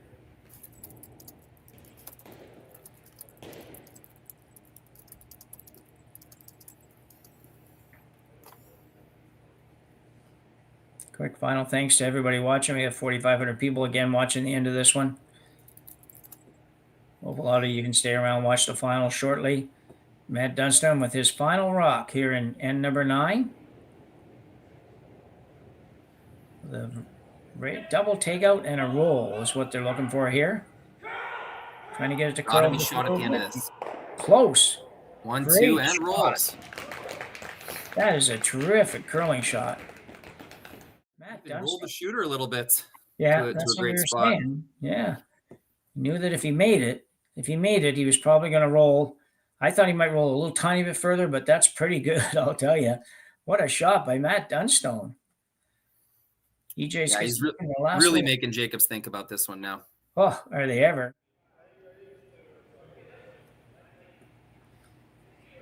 He's either got the little come around tap or he draws the button on the intern side. Yeah, it's not easy. Oh, not a bit. I guess if he really wanted to take it on, he could make the double sort of over the top and roll his shooter in for rock. It just seems very Jacobs-y to want to take that on. But we can see almost half of that stone should be enough to tap it with backline, heavy backline weight. Yeah. There'd be a lot of people would just draw in this situation. There's no question. I mean, I need a piece of the button, but the buttons are not 12-inch buttons anymore. They're pretty good size. And he's shown he has draw weight. Despite the fact we wondered if he would, he certainly does. Just feel like the draw is maybe a little bit easier for me, at least. I would think that way. But either way, Brad's going to play the out-turn tap on the red. Needs to tap it out further than wherever his shooter rolls. And definitely needs to miss the top guard, but I don't think he'll hit the top guard. They'll be able to hold it out there for that. So Jacobs, final rock, 8th end. Extra end, rather. Sorry, we already finished the 8th end. Looking for probably back 4 foot weight. Maybe a hair more than that. I couldn't think of a better way for this game to end, Jim. No, this is deservedly the right finish. Ben Hebert getting ready to go. Looks really close. He's going to be really close. You're right. Now, will it hang what around? a shooter. What a great shot by Brad Jacobs, and what a tremendous game we had here today. Really, really impressive all the way around. Yeah, opponents who respect each other a great deal. That was a great game. You could see Matt and Brad all game long kind of joking with each other behind the house, but in that 6th, 7th, and 8th end, the jokes were over and it was time for business. And we saw some really, really great curling in these last 3 or 4 ends. Yeah. Just an excellent curling shot. Really never a doubt that it was going to be made. So that concludes our semifinal game here. Reminder, the finals coming up probably in about maybe, I don't know, half hour to an hour. So be sure to take that. Might see a little bit of a delay. I'm guessing more like a 4:10, 4:15 start, but we'll get that official word soon enough. Okay. So, yeah, not too long. Be sure to take it in. So for Jim Nix, Rory McCusker, and Connor Sims in production, we thank you for taking in our coverage here, Curling Stadium's coverage of the RBC Dominion Securities Western Showdown. Sorry, I've said that so many times, I wouldn't think it would be a problem.